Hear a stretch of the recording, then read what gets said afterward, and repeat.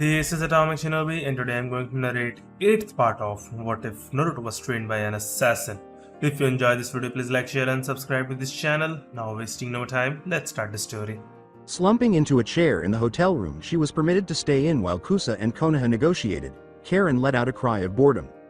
Karen was irritated by Kusa's response, as she simply wanted this mess to end, and they would be sending a representative to discuss the negotiations.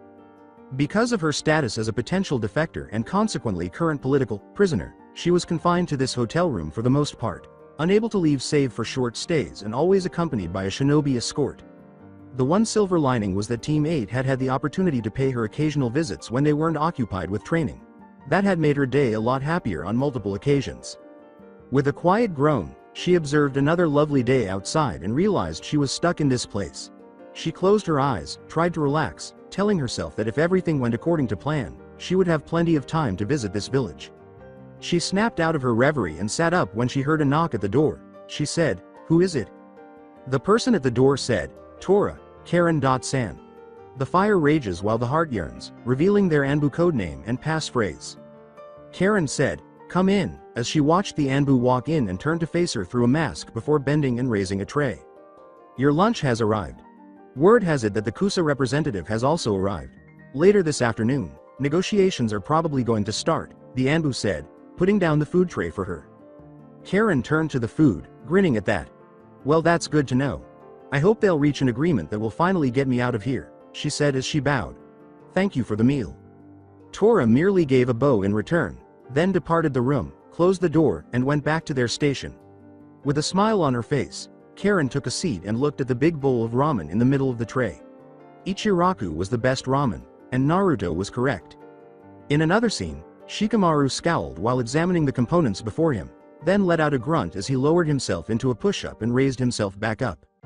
He moved a piece on the board with one hand while maintaining his knee support, then performed another push-up. He looked up at his current sensei, sweat forming on his forehead, and muttered, "This is so troublesome. What kind of training is this? I get enough physical work with Asuma Sensei and Choji, what with the way he's working both of us to the bone." After watching his son finish the push-ups, Shikaku, his father, grinned and moved his own piece. "This is an exercise I found to be quite handy, my son. It helps exercise the mind and the body. And you'll need both if you want to have any chance in the finals." Shikamaru simply moaned as he continued, pausing only long enough to shift a piece before continuing. He asked his father, "And why aren't you doing it?" A firm female voice interrupted Shikaku before he could respond. Yoshino Nara, Shikaku's wife and Shikamaru's mother, stood there in her house dress and asked, "Indeed, Shikaku. Why aren't you? Shouldn't you be teaching your son by example?" She held a frying pan in one hand in an almost menacing way. Sweating profusely, Shikaku let out a moan and sank onto his hands, beginning to mimic his son's actions. Yoshino smirked and turned to leave, content that she was now disciplining her slothful husband, while Shikamaru continued to exercise but simply shook his head. His father gave him a look after a short while. He grunted as he performed another push-up. "Son, if I can pass on one life lesson to you, it's this. Women are beyond troublesome," he said. Shikamaru muttered, "And I've got to face one in the finals," before becoming serious and pausing in his push-ups. "This isn't going to be an easy match. My opponent is skilled in close quarters combat with her blade, as well as a user of Raiden ninjutsu. She will likely be able to engage me at both close and long range. Given how quickly she was able to react and dodge Tenten Sans weapons, she's also fast as well." Shikaku nodded, his expression conveying his seriousness. "Have you figured out how you'll defeat her yet?" "I have some ideas, but I'm still working on it," Shikamaru remarked. "I might need to visit a blacksmith shop before the finals though." His father gave him a hazy, inquisitive glance before he groaned and started another push-up, waiting for his son to try something on the shugi board. It transpired that his rival was presently seated in a training area, contemplating the battle that lay ahead of her. Samui scowled at the thought of what she had to face. The Konoha Nara clan was renowned for their intelligence as well as their skill at shadow manipulation jutsu. She would admit the boy was quick, at least fast enough to avoid the rolling mass of his opponent and comrade, having witnessed him deal with his fellow team member. If she wasn't faster, he might be able to avoid her blows in close quarters. In addition, he would likely be evaluating her abilities from her own match and devising counter-strategies. And after that, there were her possible rivals. To be able to respond to Kin's attack so quickly and take advantage of it, she would have to face either the Yamanaka Kunoichi, who demonstrated considerable skill in close-quarters combat as well as quick thinking, or the Sunaku no Ichi, who had the Futon Jutsu. Her Rashin Jutsu could be broken by the Sunaku no Ichi, and she could be contained in close quarters by the Yamanaka, at least for a short while. She closed her eyes to consider tactics, but as she heard her teammates arguing, she opened them. After Omoi was eventually discharged from the hospital, Karui had been berating him about his inadequate training. With a gentle smile, Samui understood that she was expressing her concern for him following the injuries he had sustained at the hands of Neji Hyuga. She scowled a little at that, just as upset about what had been done to Omoi. Given what had transpired with his father, she supposes she could understand Neji's anger, but it didn't make her any less enraged at him for venting on her teammate. Kurabi had also warned her and the others to stay away from Yugito. It appears that the two of them had a conversation, and Kurabi had summarized the main points for his students. They were now aware that she would react by destroying them if they upset her or the village. Therefore, they'd better leave her alone to avoid earning Konoha's and her wrath. She closed her eyes once more and concentrated on the work at hand. She had to make plans on how to take down all of her current and future adversaries. Shino was standing in the middle of the breeding colonies in the Aburame compound, where clan members could obtain new insect breeds to enhance their own internal colonies. In order to enhance his own colony, a number of his own insects were present in the colonies, breeding with more evolved or recent insects. Though Shino made efforts to enhance his fighting skills and prepare for the finals, he believed his chances of winning the first bout were slim. He was up against a very proficient and quick taijutsu expert who did not rely on his chakra because he did not use chakra-based techniques. This meant that his colony's greatest strength, a euro, its capacity to absorb chakra euro, was rendered ineffective. Although his insects were capable of delivering lethal doses of poison through bites, he was skeptical that they could poison Lee quickly enough to win the battle. Something he refused to do, not even in regards to the Chunin exams. As a member of the Hive, which included the Aburame, other clans, and all of Konoha's residents, Lee was a part of the city. Never would an Aburame pose a threat to the Hive. Even though winning was unlikely, he would still plot out his strategy and give it his all, and make plans for the fights that will follow. Amidst the buzzing insects, he stood motionless like a stoic statue, listening to a language that only his clan could understand. Dosu scowled as he studied the opponent list in the team's reserved hotel room, gauging how the matches would unfold. He was by himself in the room getting ready for the finals because the other Auto Shinobi had taken both of his teammates away for special assignment. As if Dosu gave a damn. His current concern was getting revenge on Orochimaru, the person who had used them. Dosu would exact revenge on him by killing the Uchiha that Orochimaru had shown interest in, since he had thrown them aside as test subjects to check the seal around Sasuke's neck. The best way to accomplish that would be to destroy him in the finals, leaving Orochimaru to witness his bloodied and broken corpse as he fled the inevitable wrath of Konoha and the former Sannin. Unfortunately, though, Dosu would also need to hope that Sasuke prevailed in his match in addition to defeating his first opponent. Furthermore, Dosu had no illusions about Sasuke's chances against him or about his own ability to remove the Suna Jinchuriki after witnessing Gaara utterly destroy his opponent in the preliminary round. The wisest course of action for him to take was to eliminate Sasuke at this earliest opportunity. Even though it wouldn't be as satisfying as murdering him in front of Konoha and Orochimaru, he would still get his revenge. Grinning, he started organizing his strategy to eliminate the Uchiha. Working on his strength, stamina, and forms, Rock Lee was grunting softly while he continued to punch and kick a log in a training field. Guy watched intently as he transitioned from left jabs to right kicks, his foot slamming against the padded training post. After the finals, Guy started organizing a training schedule for all three of his students, with an emphasis on Lee and Neji because they were in the finals, to maximize his ability to train all three. But the Hyuga clan had quickly dispatched one of their other branch members to let Guy know that they would be taking care of Neji and he didn't have to worry, leaving Guy to give Lee more attention. In his last matches, Lee was determined to establish his mettle. If his opening bout was any guide, his opponent, though not particularly strong physically, had shown to be clever and crafty. Lee was aware that he would need to eliminate him quickly in order to prevent him from implementing any plans. But what really excited and worried him was his next opponent. Lee would have the opportunity to engage in combat with his rival Neji if Hinata lost her match against him and Lee prevailed in his match. After speaking with his sensei, he was granted permission to use whatever resources he needed to defeat Neji Ayuro. As long as he avoided killing or seriously injuring his teammate, he was sure he could beat Neji this time and prove to him that effort, not luck, was what gave him the victory. Nevertheless, he was unable to suppress his worry. What if his power was insufficient, even at full capacity? Even in the absence of limitations, what if he wasn't strong enough? He took a moment to gather himself and get ready to change his feet, trying to push those bad ideas out of his head. He had to remain optimistic about his prospects. Clearly, he could prevail. Not just for himself, but also to show someone else that you can always achieve your goals with perseverance and determination. He grinned a little at the thought of Yakumo, blushing slightly at the thought of asking her out to dinner. He shook his head once more and returned to his training, attempting to forget about Yakumo. Not while he was in training, anyway. Tenten would punish him during his dodging training with her later if he wasn't focused now. When Tamari saw the destruction her wind jutsu had unleashed, she grunted and lowered her fan. She shut her fan and leaned against it with a sly smile on her face, content with her jutsu display. She definitely felt prepared for her opponent.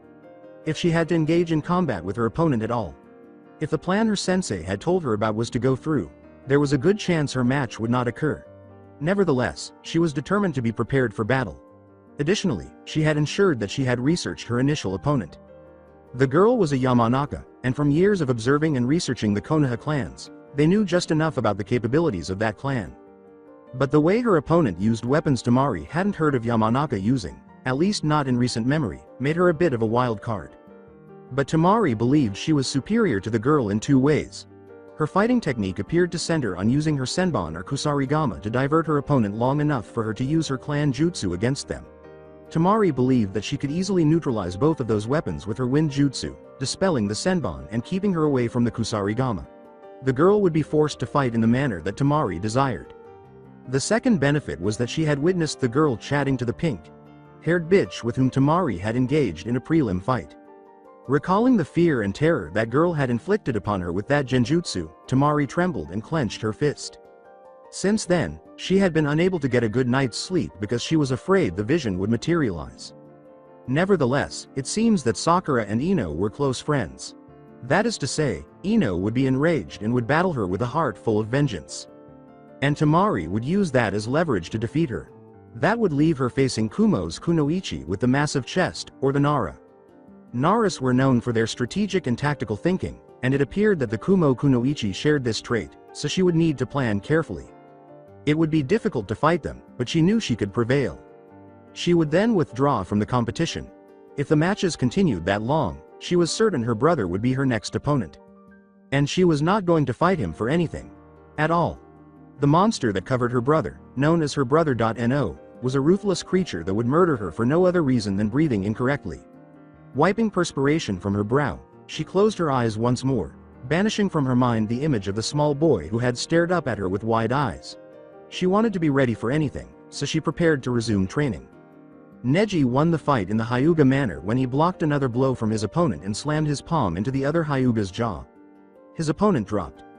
He rose gradually as two other branch members entered the sparring area and assisted in removing the hurt sparring partner. Hiyashi, who was observing everything, did nothing but watch as Neji bowed to him. "Neji, you did it okay," he said. "You may retire and begin your personal training now."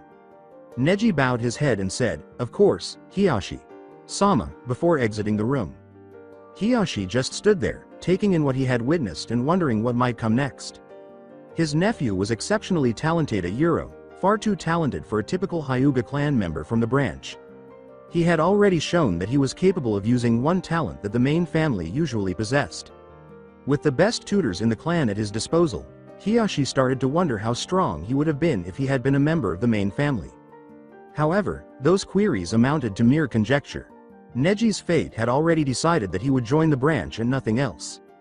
But that didn't mean he couldn't make an effort to win the boy over to his side, if only a little. Maybe it was time to read the letter his brother had written to Neji prior to his passing. Providing an explanation of what had transpired and projecting empathy would enable him to win Neji over. It would have to wait until after the finals, of course, when he had the full opportunity to turn the entire situation to his advantage. But when it came to the finals, he knew that weakling who used to be his daughter would fall short. Ideally, she would also meet her demise, eliminating the permanent stain on his name and tribe. Before he knew it, Neji was thinking the same things as he left the clan compound after getting himself a little more presentable. He had every intention of taking Hinata's life in that arena and exacting his revenge. From his perspective, she shared equal responsibility with the main family of the clan for his father's demise. Hinata's defeat in the arena would mark the start of his father's sweet revenge, which would come to an end when Hiyashi and the elders were also dead. He was very much looking forward to reaching that goal one day. Right now, he had to get serious about training. He needed assistance to polish a new surprise he had planned for the finals. And he was well aware of just who could assist him. He grinned and went in search of his teammate Tenten. While Yakumo was assisting Kurenai in teaching the former genjutsu in another training area, Ino was sitting next to him and offering to assist Yakumo with his physical training in lieu of Lee, who was preoccupied with his own training. For now, Ino was practicing a genjutsu training exercise that Yakumo had used. The blonde opened her eyes and looked around, taking in the scenery while inhaling deeply. She tried her best to absorb all of the information as quickly as she could, but when Yakumo gave the order, she closed her eyes once more and turned slowly to face the other direction. She opened her eyes once more, took up a tiny brush, and started painting on a big roll of paper in front of her. Yakumo reminded her, "Remember, this is all about details. It's one thing to trap your opponent in a genjutsu they're too terrified or enthralled by to try and escape from. But if you're trying to be subtle, you want to ensnare them without them noticing. You need to know the details around you in order to keep them fooled that they are in reality, and not your genjutsu. But of course, you need to be quick about it. You need to recognize and memorize the details quickly. And this exercise is how I was able to do so," she laughed. Ino painted the landscape, trying to recall every little detail as she went along, nodding. In an attempt to get this as accurate as possible, she meticulously traced the contours of the grass, trees, and sky. After a few minutes of silence, Yakumo started to speak. "Ino. Sanayuro, may I ask you a question?" For an instant, Ino looked up from her work and blinked in shock. She said to Yakumo, "Sure. What is it?" The Kurama heiress nervously brushed a strand of hair behind her ear while biting her lip. "Yuuma Yuro, do you know anything about a Yuro boys?" she inquired. Ino smiled a little and her gaze widened. Forgetting the painting for the moment, she asked, "Ooh, boys huh? You've got a crush on somebody?" Yakumo blushed a little and simply looked away. "Well, a Euro, there's a boy I admire and a Euro I think I'd like to ask him out a Euro, but I'm not sure how," she replied. Do you have any advice?" Ino considered it, and smiled a little. "Well, a Euro, the best way to do it is just to do it. Just go up to him and say it." That made the Kurama heiress blink in surprise. "Just say it, like that?" the woman questioned. "Yeah. Most boys like girls with confidence in them. Just don't be too assertive, and try to be yourself," Ino told her. "Though what do you have in the way of clothes?" Ino responded. She began, "Well, I have a few kimonos, but Ino interrupted her. She grinned and said, "Oh, we are going shopping." Believe it, as Yakumo started to perspire at the expression on the blonde's face. How did she end up in this situation? Kiba, in the meantime, saw Sakura continue to lift 2 weights while perspiring profusely from her forehead. After their sensei left them to concentrate on Sasuke's training, the two had begun their own training. Sakura had approached Kiba after being discharged from the hospital, pleading with him for assistance in fortifying her body. She had offered to assist in training him in areas where he lacked proficiency in return. Since then, the two have been collaborating, taking to heart Kakashi's purported lessons about teamwork, even though their sensei hasn't really shown them how to do it lately because of his attention to Sasuke.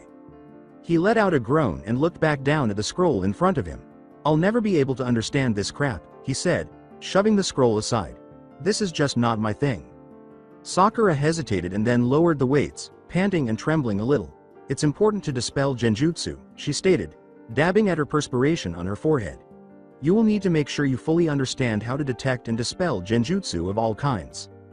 Kiba simply rubbed his forehead and leaned back with a sigh. "Yeah, I know, but I can't understand this at all. Can't you dumb it down for me?" he inquired. Sakura moved to the scroll and read it, scowling ever so slightly. "I guess it is a little technical. I'll do my best, Budayuro. Well, I am kind of wordy and stuff," she stated. Kiba gave her a smile. "Hey, that's not so bad. You've got smarts." "Kami knows my mom would have preferred I had smarts in the academy," he replied. Sakura merely grinned slightly at what he said. "Maybe, but out in the real world, brawn helps out a lot more. Or a Euro, at least having both together works out quite well." Kiba gave that a nod. "You've got that right. I guess we both need what the others got. Guess it's a good thing then we're on the same team, huh?" The girl with the pink hair nodded as she read the scroll, attempting to think of a simpler way to describe what it contained. She had to admit that their relationship had definitely improved since the Forest of Death. It seems like fighting through death together and facing death together strengthened their relationship. She found it pleasing because it suggested that the team might finally come together as a whole after the exams were finished. She took a deep breath and gave him a nod. "Okay, how about this?" she asked, starting to explain the contents of the scroll to him and make sense of it. Ground of Training 9. After examining the water-filled balloon in front of him, Naruto raised an eyebrow at Jiraiya. He questioned, "You want me to do what with this?" Jiraiya gave him a smile. He held up one of his own chakras and said, "I want you to pop it." The balloon appeared to be completely normal until it started to convulse and bulge in several different directions, and then it abruptly burst. After giving the display a quick blink, Naruto turned to face Jiraiya. He questioned, "But why? What's the point?" The Sannin held up his other hand and said, "It's the first step of a ninjutsu technique, an incredibly powerful one called the Rasengan." On this occasion, a whirling vortex of chakra materialized, gradually expanding into a sphere that whirled and spun in his hand, emitting a faint, whirring sound. With a swift motion, Jiraiya threw it against a tree, unleashing a powerful explosion that tore through the trunk. Jiraiya smirked and turned to face Naruto, expecting to see a look of amazement on his face as the tree slowly toppled over. But to his surprise, Naruto appeared to be somewhat uninterested in what he had just witnessed. In an attempt to praise the jutsu, Naruto remarked, "Well, that definitely looks powerful." Jiraiya exhaled deeply. It is an A-ranked ninjutsu created by the Yondaime Hokage, which manipulates and shapes chakra. What you saw was pure chakra focused and contained into a ball before being slammed into the target and unleashed. It's incredibly powerful and useful. And I think you could benefit from it, especially with your chakra reserves, he said. After taking a long breath, Naruto silently nodded. He looked at the water balloon he was holding and said, "Okay, so the first step is to use my chakra to blow up this water balloon. How do I do it?" Jiraiya smiled at him from below. "Self-reliance is the greatest asset of any shinobi, Gaki. Figure it out," he stated. With his eyes narrowing slightly, Naruto just gave him a quick glance before turning to examine the nearby bag of water balloons. His tone was irritated as he asked, "Can you show it to me again?" With a shrug, Jiraiya went to the water balloon bag and selected another one. He held it out and showed how he had done it earlier, causing the balloon to burst once more. Holding his own up, Naruto nodded and focused on it. The balloon expanded at the sides and flattened after a few moments of rolling slightly in his hand. It was nothing like what Jiraiya had done, though. With a scowl, Naruto halted and then started up again. Observing the same outcome, he came to a halt and took a seat, silently examining the balloon. Tomo hopped onto his lap and poked the balloon with his nose, making his frown vanish. He inquired, "What you got there, Ni-san?" With a smile, Naruto stroked his friend's furry head. "It's just the beginning of learning a new jutsu," he said, caressing Tomo's head. He permitted his friend, who was now a summoning familiar, to come see him at least once a week so that he could get used to fighting beside Naruto or helping him out whenever he needed it. If not, he was to go back to the realm of summoning and finish his training there. One of the days he was able to see Naruto was today. After blinking at him, Tomo nosed the balloon once more. With his tail wagging, he asked excitedly, "What's the jutsu? What does it do?" He showed Tomo what he had done and how the balloon had just flattened and expanded slightly. "I'm not sure I can describe that accurately," he said. "But what I need to do is make this water balloon pop using my chakra. It needs to be bulging and expanding in all directions before it pops," he said. Once the balloon had settled, Tomo hopped onto the grass and sat down, tilting his head slightly to study it. "Huh. That is kind of difficult, isn't it?" Naruto glanced back down at the balloon and nodded. "Yeah, but I'll figure it out." Jiraiya sighed quietly as he did so, observing the two. A part of him wished the boy was getting along with a toad summon instead of another summon such as this, but he still enjoyed seeing his godson happy. In addition to giving Naruto the opportunity to learn the sage arts from the toads, he wanted to maintain that relationship with the boy. However, those plans were on hold at the moment. Although they did not reject Naruto's request to summon them, the fennec foxes and toads were still considering whether or not to accept the invitation. He was also not pleased with Naruto's reluctance to pick up skills like ninjutsu. The boy had demonstrated a reluctance to learn certain techniques, such as wind manipulation and clone jutsu, but he was open to learning others that he deemed excessively dramatic. His assassin mentality suited anything discreet and relatively silent, so that's what he preferred. But Jiraiya's expectations for Naruto were not aligned with it. Nevertheless, he thought he had made headway with the boy.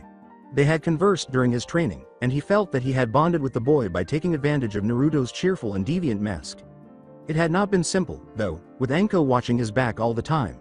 He had seen her observing their training once or twice, and he was sure she had been observing at other times without his knowledge. That she could sometimes hide from him so successfully unnerved him a little. Returning his attention to Naruto, he had to concede that the young man was improving despite his reservations about ninjutsu. He was also making progress in his training to use Kyuubi's chakra, as he was able to use the Bijuu's chakra for at least 5 minutes without experiencing any significant pain. After putting him to the test, they discovered that he had significantly increased strength and speed. He also gained more chakra capacity, but some of his control over chakras was lost. Apart from that, Jiraiya would say he was impressed with Naruto's demonstration of his advancement in the study of seals. Considering that he had no teacher to help him learn how to make or use seals, the boy was making great progress. On the other hand, Uzumaki appeared to be naturally gifted with seals, given the right guidance, and Naruto was trained with his mother's notes and journals. At least in that regard, Jiraiya was happy to see that Naruto appeared to be eager to learn everything he could, and that Jiraiya was able to establish a connection with him and begin to create the kind of teacher-student relationship he had always wanted. He remembered one of their conversations while working on seals, and it made him smile warmly. Retrospection. That doesn't seem like a bad seal there, Gaki, Jiraiya remarked as he examined the drawing that Naruto had shown him. Explosive and storage seal, with multiple dispersal patterns? Naruto grinned and nodded in response. Yeah. Way I figure it, you can place them as traps, storing any number of items inside. Smoke bombs, gas bombs, senbon, shuriken, kunai, you name it. Set one of these down, and trigger it remotely with your chakra. If I could figure out how to create a sort of proximity trigger, you could even set it along a route you expect an enemy to take, or set it on your escape route, and then watch them trigger it as they near it. I actually tested my earlier designs with a few pranks. Got more than one shopkeeper or shinobi splattered in paint without them knowing what hit them. Quietly nodding, Jiraiya examined the seal. Not bad, kid, but you need to work a bit on your calligraphy. A couple of the lines here are rough. If even one line is out of place or incomplete, the whole array can fail. And that's the best case scenario. The worst being it explodes in your face.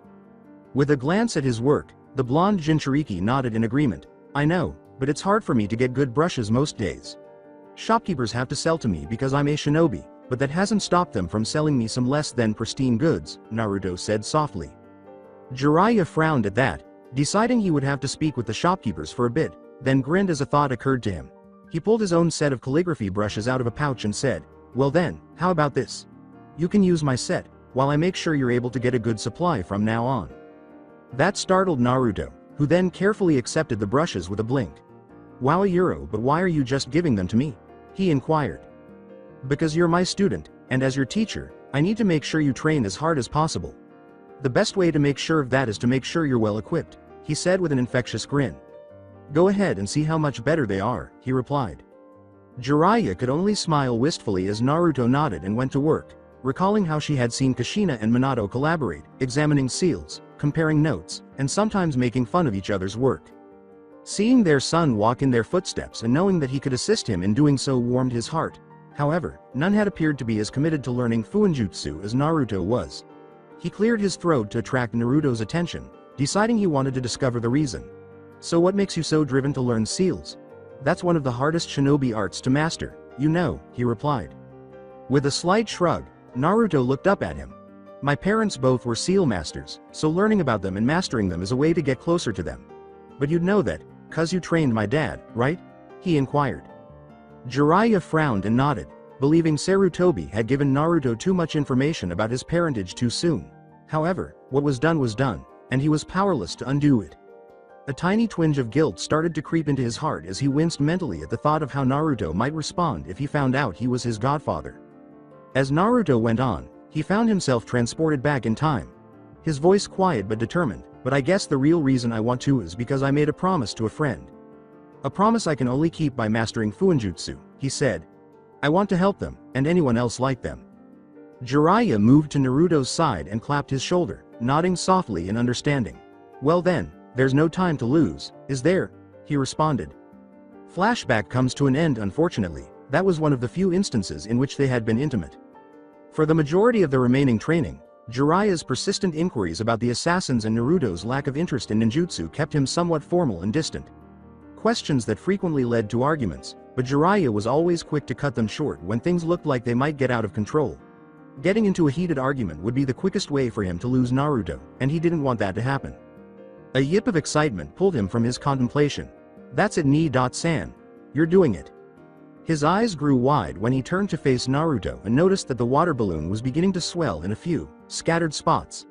However, the blonde boy's small smile, pleased that he was beginning to figure out the first part of this jutsu, was a sign that Naruto was beginning to get the hang of it. Jiraiya grinned a little too, walking over to assess the boy's development. The warehouse of assassins. A slight groan escaped Raphael's lips as he felt Anko shift her weight on his lap, her arms encircling his neck while his hands gripped her waist. He felt her moving her tongue in his mouth and dueling with him in a way he never knew one could while making out, causing a second groan to catch in his throat. Eventually, with a slow and reluctant movement, the Habikunoichi withdrew, and they both gasped as they gazed into each other's eyes, smiles spreading across their features. Anko asked, half dazed, "So, see the advantages of that special training now?" With a slight smirk. He whispered, "Yes, I think I do," coming slowly back to consciousness and giving her a bigger smile while wrapping his arms around her waist. "But may I ask what sparked this rather enjoyable distraction?" Anko chuckled a little and pressed herself closer to his chest, growing more at ease. Well, it could have been those orchids you gave me last night, which I woke up to this morning. Or remembering the picnic dinner we had last night. Or how you tossed that asshole who insulted me around like he was a frisbee. I'm thinking it definitely was that last one," she said while kissing his cheek. With a soft chuckle, Raphael held her close to him. Well, I am very old school, as you would say. I am driven to defend my lady's honor. Or in this case, try to beat her to the punch in defending her honor," he laughed. Anko gave that a sly grin. "You know, part of me wants to be indignant at you thinking I need someone to defend my honor Euro, and another part of me wants to make out with you a lot more for it," she continued. But when she looked up and saw the wall-mounted clock, she groaned. "Oog, I need to going. Hinata's going to be done with her training soon." All Raphael did was nod, grudgingly letting her go to stand. "Talking about Hinata, I had a question for you," he said as he carefully moved his chair back into place. "As you have spent more time with her, you have a better understanding of her skills, abilities, and mentality. So I believe you are a better judge of where she stands than I am. Do you think she's ready for her assessment?" he inquired. Anko simply stopped, her mouth opening slightly as her eyes went wide with surprise. She shook her head and got her bearings after a short while. "You're Euro considering her for final assessment? For her to become a full assassin?" she inquired. "I am," replied Raphael. "What I've seen of her abilities leads me to believe that perhaps she is ready. But you, as her sensei, have a better grasp on her overall capabilities. Which is why I'm asking you, before I make a final decision," he stated. The kunoichi with purple hair sighed and leaned slightly against the desk, rubbing her brow thoughtfully. At last, she responded. "I think she's ready," she remarked. "She is skilled with her bow, hidden blades, her naginata and its sword form, and her juken. She has a firm grasp on strategy and analysis, so she can plan out her assassinations well. The only thing I'm worried about is whether or not she's over what happened with her family, especially with her match against Neji coming up." Raphael gave a quiet nod of comprehension at that. "That could be a problem, but do you think it'll affect her ability as an assassin?" Anko stroked her chin thoughtfully. "Mostly, I'm worried about her confidence. She's finally managed to build up a sense of self-worth and strength after being tossed aside by her family. But if she loses this fight against her cousin, it could set her back. And if she's been made an assassin by that point of Euro, it could jeopardize her ability to function in the field. We might have to start all over with her training. And I think that would be just too devastating for her." She closed her eyes and clenched her fist. When Raphael noticed that she was upset, he got up and gently pulled her up against him. Sighing, she felt her muscles loosen. She sighed with a shudder at the thought. "I don't think I could stand seeing her like that. It was pretty tough when I first took her in, and she hadn't grown on me yet. If she lost it now." Raphael gave her a gentle squeeze and added, "Then we'd help her come back, all of us. We're her family now." She smiled at him as she looked up. "Thank you, Raphael.kun, she muttered. "No problem, Anko. Chan," he said, endearing her with the honorific before grinning teasingly. "I don't suppose I could get another, thank you, make out?" She gave him a light arm smack and snorted. She smirked a little and said, "Maybe later. Let's not cheapen the hot making out." She winked at him and said, "Catch you later, senor," before leaving with a slight sashaying motion. Watching her go, Raphael trembled a little. As he smiled and sank into his chair, he whispered, "Sweetheart Maria, I am in so much trouble." After he calmed down for a few minutes, he turned back to the paperwork. He blinked, saw that it was a letter from his contact in Suna, Dorabu. Ryushi was watching from their training ground as Hinata fired arrow after arrow into the target, all the while moving erratically and changing direction constantly. It had taken her some time to get used to drawing and aiming while walking because it was more difficult to keep her aim steady and maintain the correct draw on the bowstring when moving. But practice, and practicing a euro, with Ryushi and Alwana euro, had brought her to the point where she was at least competent. Ryushi watched her finish her current round of arrows, the target ringed with arrows in the bullseye and all around it, and he nodded in agreement. "That's not too bad," he said. "You're at least consistent so far, so now you just need to perfect it." Hinata moved to get her arrows and nodded at that. She grinned and said, "Thank you, sensei," but she did find one arrow that was extremely off. Target. She finished drawing her arrows, shook her head and stepped back to fire once more. But Ryushi waved a hand. "That's enough for now. I want to speak to you first." He sat down and motioned for the former Hyuga to take a seat across from him. "I want to ask you a few things, if you don't mind. Your first opponent in the final Sayuro, I understand he is your cousin?" At that, Hinata tensed up, then tried to settle herself as she sat across from him. "How do you know that?" she questioned, her tone becoming more icy. "I managed to obtain a flyer listing the matches when they were being distributed across the village. When I saw who you were matched against, I began looking into your opponent. I found out that he was your cousin, amongst other things about him." She corrected him stiffly, "My former cousin. I am no longer part of the Hyuga clan." Hinata scowled and Ryushi questioned, "I see. So this match you're going into, it will probably dredge up a lot of bad memories and powerful emotions for you?" With her eyes narrowing slightly, she asked him, "Why are you asking me this, Ryushi?" "Sensei." He merely extended a hand in a calm gesture toward her. "I want you to recognize the dangers of what this match will represent," he stated. "If you allow yourself to be overwhelmed by your emotions, whatever they might be, it could lead to your defeat or worse. You must try to not allow your emotions to affect you." Hinata merely scowled and turned her head away. She said, "I can take care of myself." Ryushi laughed softly at what she said. "So you say, what will you do when your cousin taunts you about being banished? When he talks about how you were too weak for the clan, that they tossed you aside like you were nothing, that you..." With her fists clenched and her eyes closed, Hinata let out a heavy cry. "Enough." Hinata sat there for a few moments, and then Ryushi grew silent. She then slowly raised her head to gaze at him, pain and anger visible in her lavender eyes. She gave a soft, shuddering breath as he put a gentle hand on her shoulder. "I am sorry for the pain you are feeling, but not for what I said. You need to understand and prepare for what is to come," he said softly. "You must be able to master yourself, to give your opponent no weakness that they may exploit." Hinata continued to stare at him before giving a slow, subtle nod. "What do I need to do?" "Meditate on what was said and done to you. Work through it, and come to accept that it happened to you. And once you've done so, it will no longer affect you as it does now," he stated. "I would suggest doing so with someone else present, so they can help you overcome the emotions you will feel at first. But in time, you'll be able to handle it on your own." Ryushi turned to face the sun, and Hinata nodded in comprehension. "Our time is almost up. Please take what I said to heart, and I will see you for training tomorrow." Stretching a little, the former Hyuga got to her feet slowly. She said softly, "Thank you, sensei," and bowed to him. Ryushi just nodded and watched her go. The office of Hokage, with a satisfied murmur, Sarutobi set aside the final piece of paperwork, smiled, and leaned back in his chair to take out his pipe.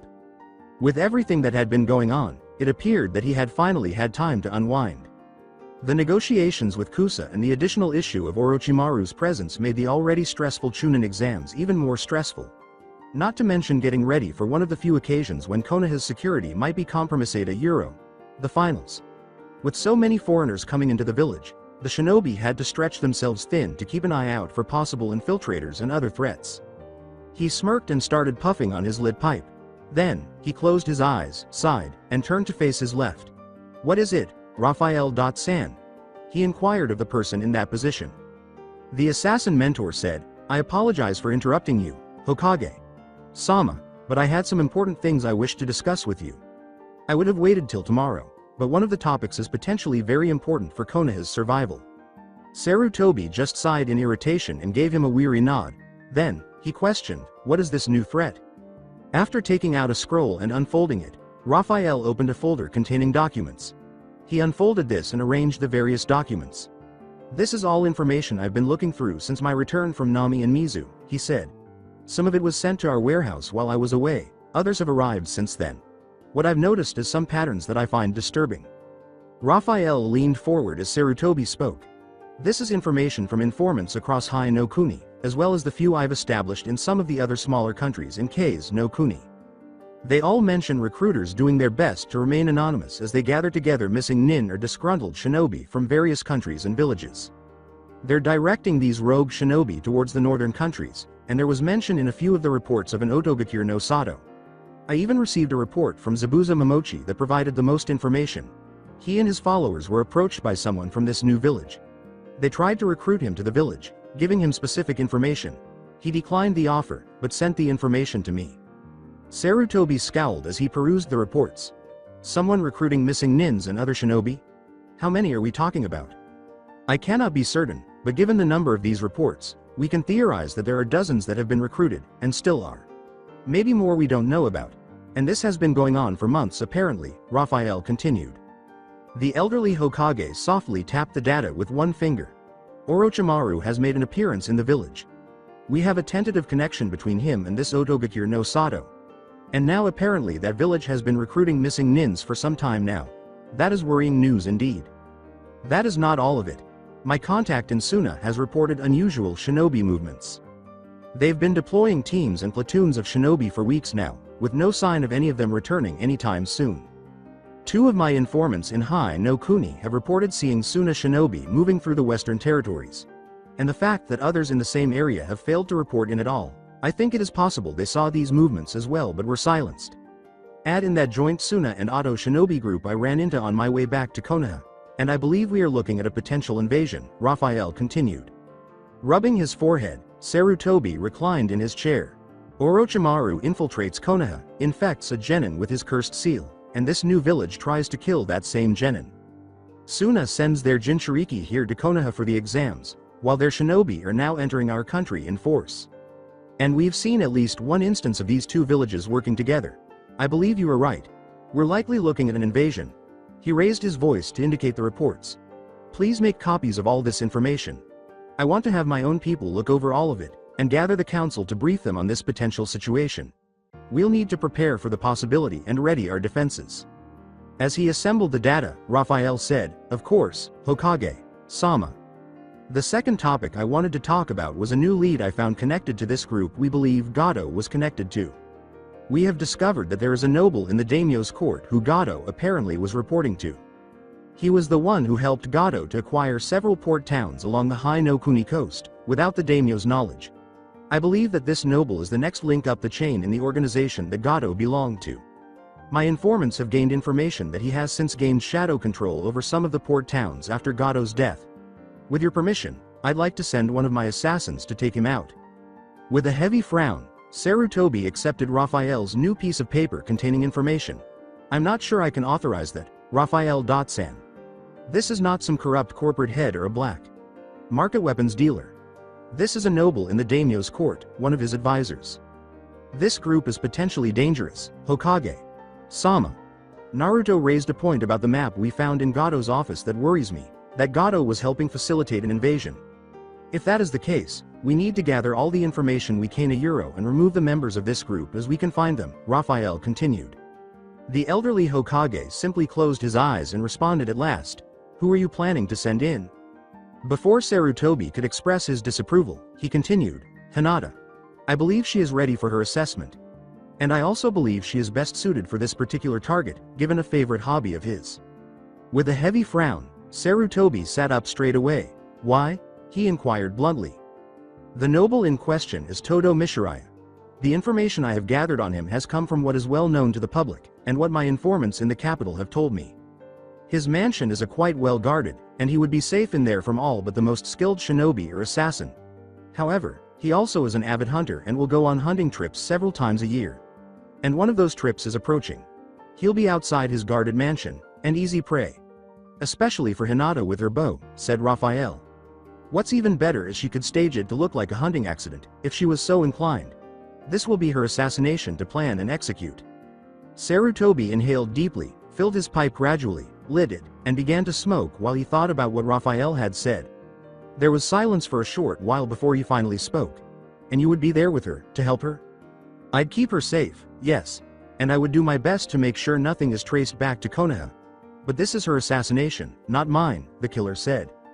Before he spoke, Sarutobi took a few puffs to feel the drugs seeping into his system. I cannot authorize this mission. Not officially.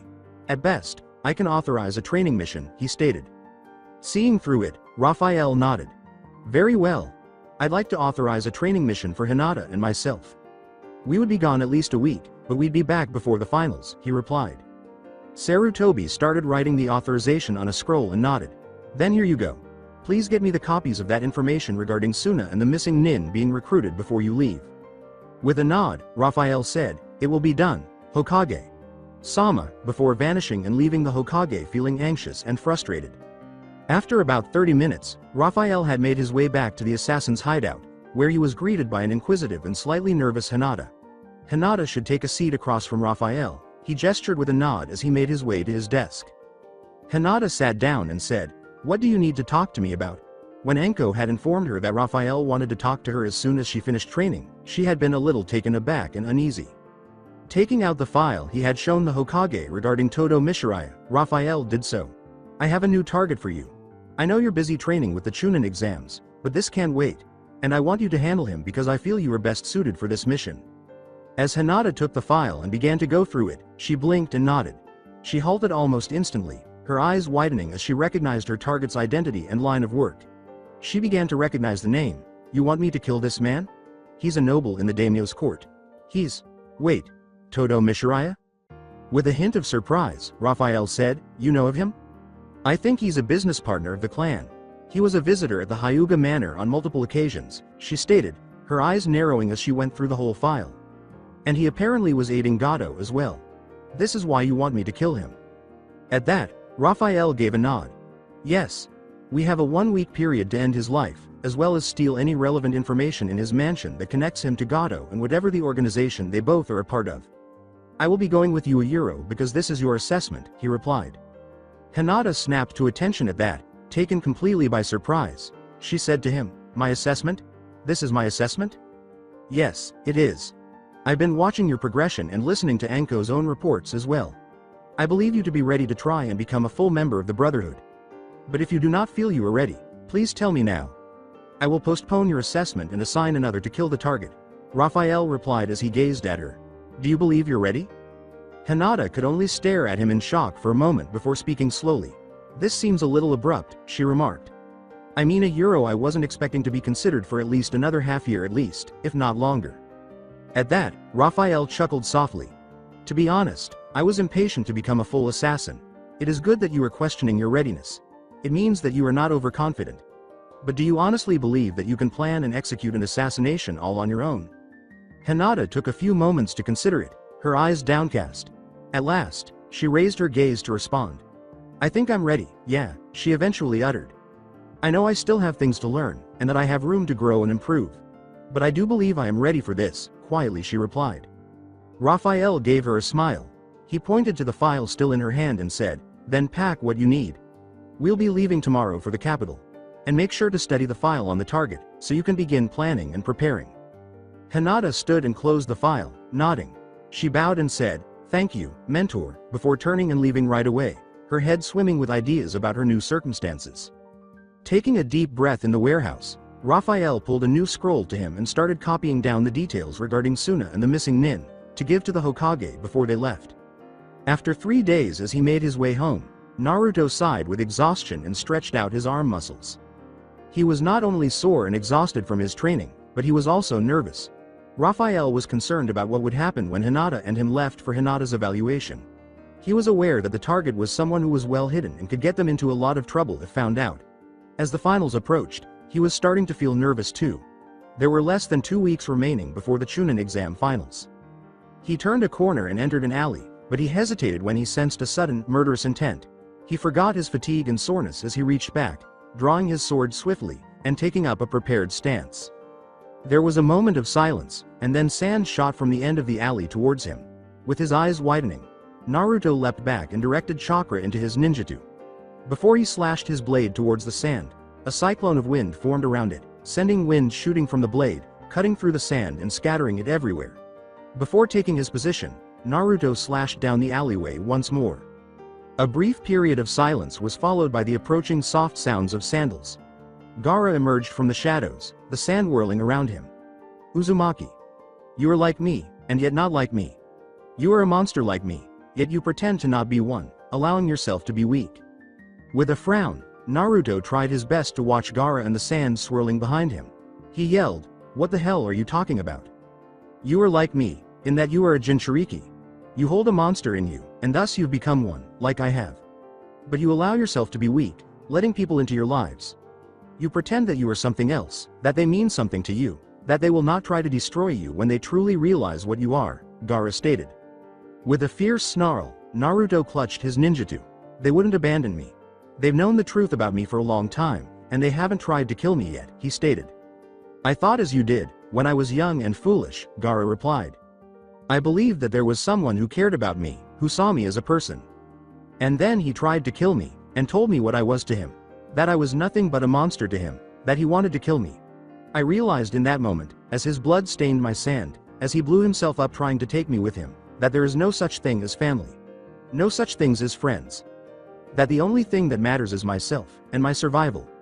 That I am to only love myself, only care for myself, and to kill, to preserve and prove my existence." All Naruto could do was look at Gaara, alert and prepared to strike back should an attack come. Beneath his preparedness, though, he sensed a growing horror and disgust. When he was younger, he recalled being afraid and alone, with Tomo being his only friend.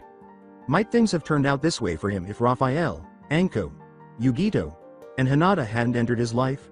Could it have been his loneliness that made him this way? An emotionless murderer? Naruto shifted his sword grip in an attempt to calm those uneasy thoughts. "What do you want? You aren't interested in killing me, at least not at the moment. You would have done so already.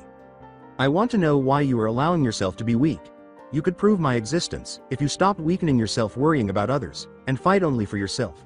Because then you would be strong, and killing you would satisfy mother's bloodlust," Gaara stated.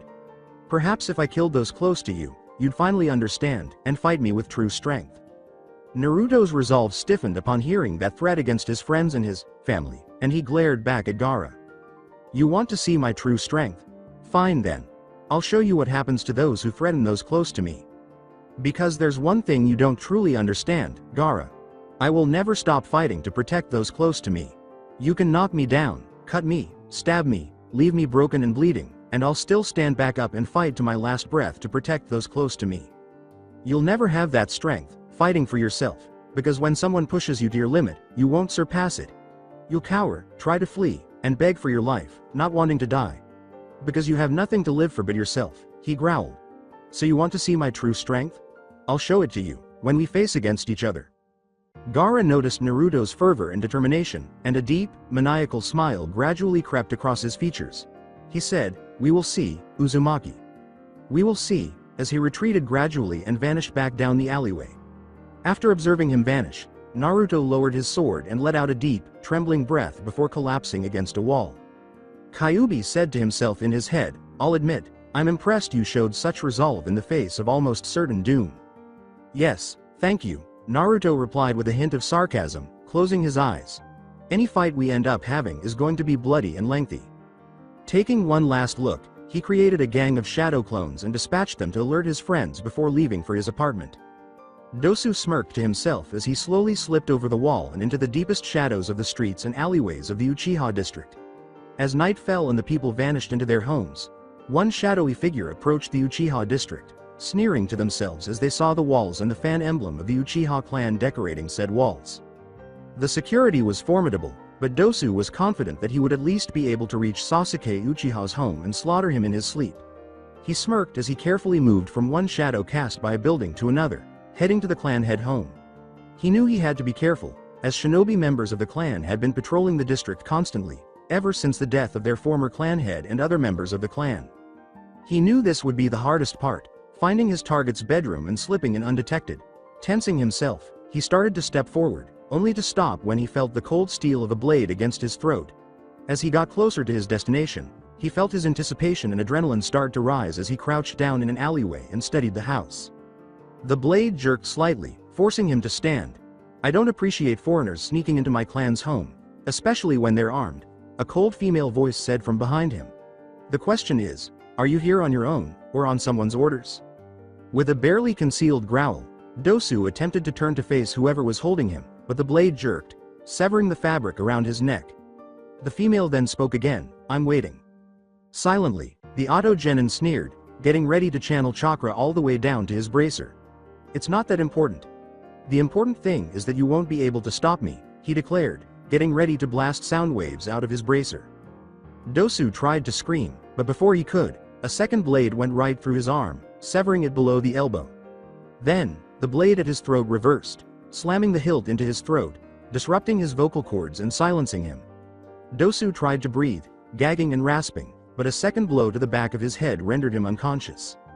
Sheathing both blades, Kaseki swiftly used a fire jutsu to quickly heat the edge of her sword, pressing it to the severed end of Dosu's arm and cauterizing the wound before using a shunshin to vanish, leaving only a bloodstain to mark the incident. Daytime in Hai no Kuni's western forests. Taking a deep breath, Todo Mishiraya enjoyed the fresh air as he and his hunting party made their way through the forests that made up his fiefdom. The noble was a man in his 40s, of average height and build, though his muscles were slightly toned from his days spent hunting and learning how to use his bow. His nose was long and narrow, resembling the beak of his hunting hawk. His eyes were dark, usually passive, but when he was hunting, they became alive and vibrant. Apart from him, there were his attendants and servants, 2 guards, and his personal bodyguard, Shidomi, a big man with a shaven head, gray, flint-like eyes, a broken nose, scars on his left cheek and neck, and he carried a sword and a spear in addition to his bow. The others trailed behind Todo, Shidomi, and his guards, who were all mounted on horses, as they began to canter slowly into the forest, bows ready. One of Todo's attendants, a tracker, took the lead, scanning the horizon for any signs of animals. Remember everyone, I take the first shot, Todo reminded them as they started to search for any signs of prey. After about 15 minutes, the tracker lifted his hand, signaling for them to stop while he knelt down and examined some signs on the ground, looked around, and then slowly stood up, saying, Todo. Dono, there's signs here of a deer, possibly a large buck. Todo grinned and said, that'll be a good start, as he and the others dismounted. One servant stayed with the horses while the others started to move forward on foot, trailing the tracker.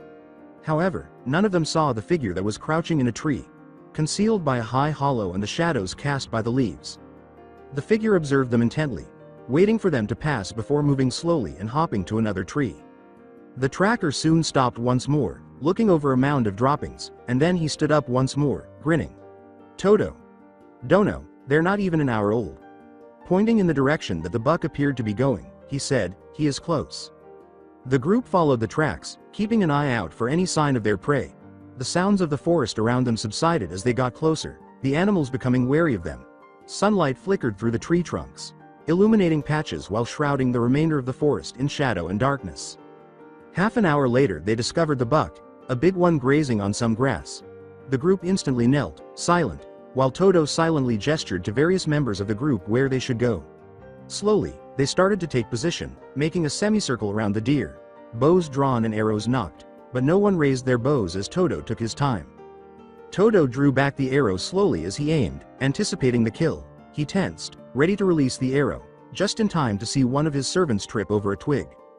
The deer's head shot up, its brown eyes locking onto the hunting party, and then it turned and ran away. Damn you, you useless whelp. Todo glared at the servant who had revealed them. You all remain here. With Shidomi and the tracker following him, he gave the order and moved forward. His guards stayed behind, with the one servant now appearing quite anxious about his impending fate. The now smaller party went on ahead, tracking the tracks, the noble and his bodyguard following slowly, the noble complaining angrily, for if there was one thing he hated it was anyone who ruined his sport. If it felt safe, it would stop and they could still hunt it down and kill it, if not, they could find another prey to hunt down. Though their prey was nowhere to be seen, Shidomi said quietly, Todo.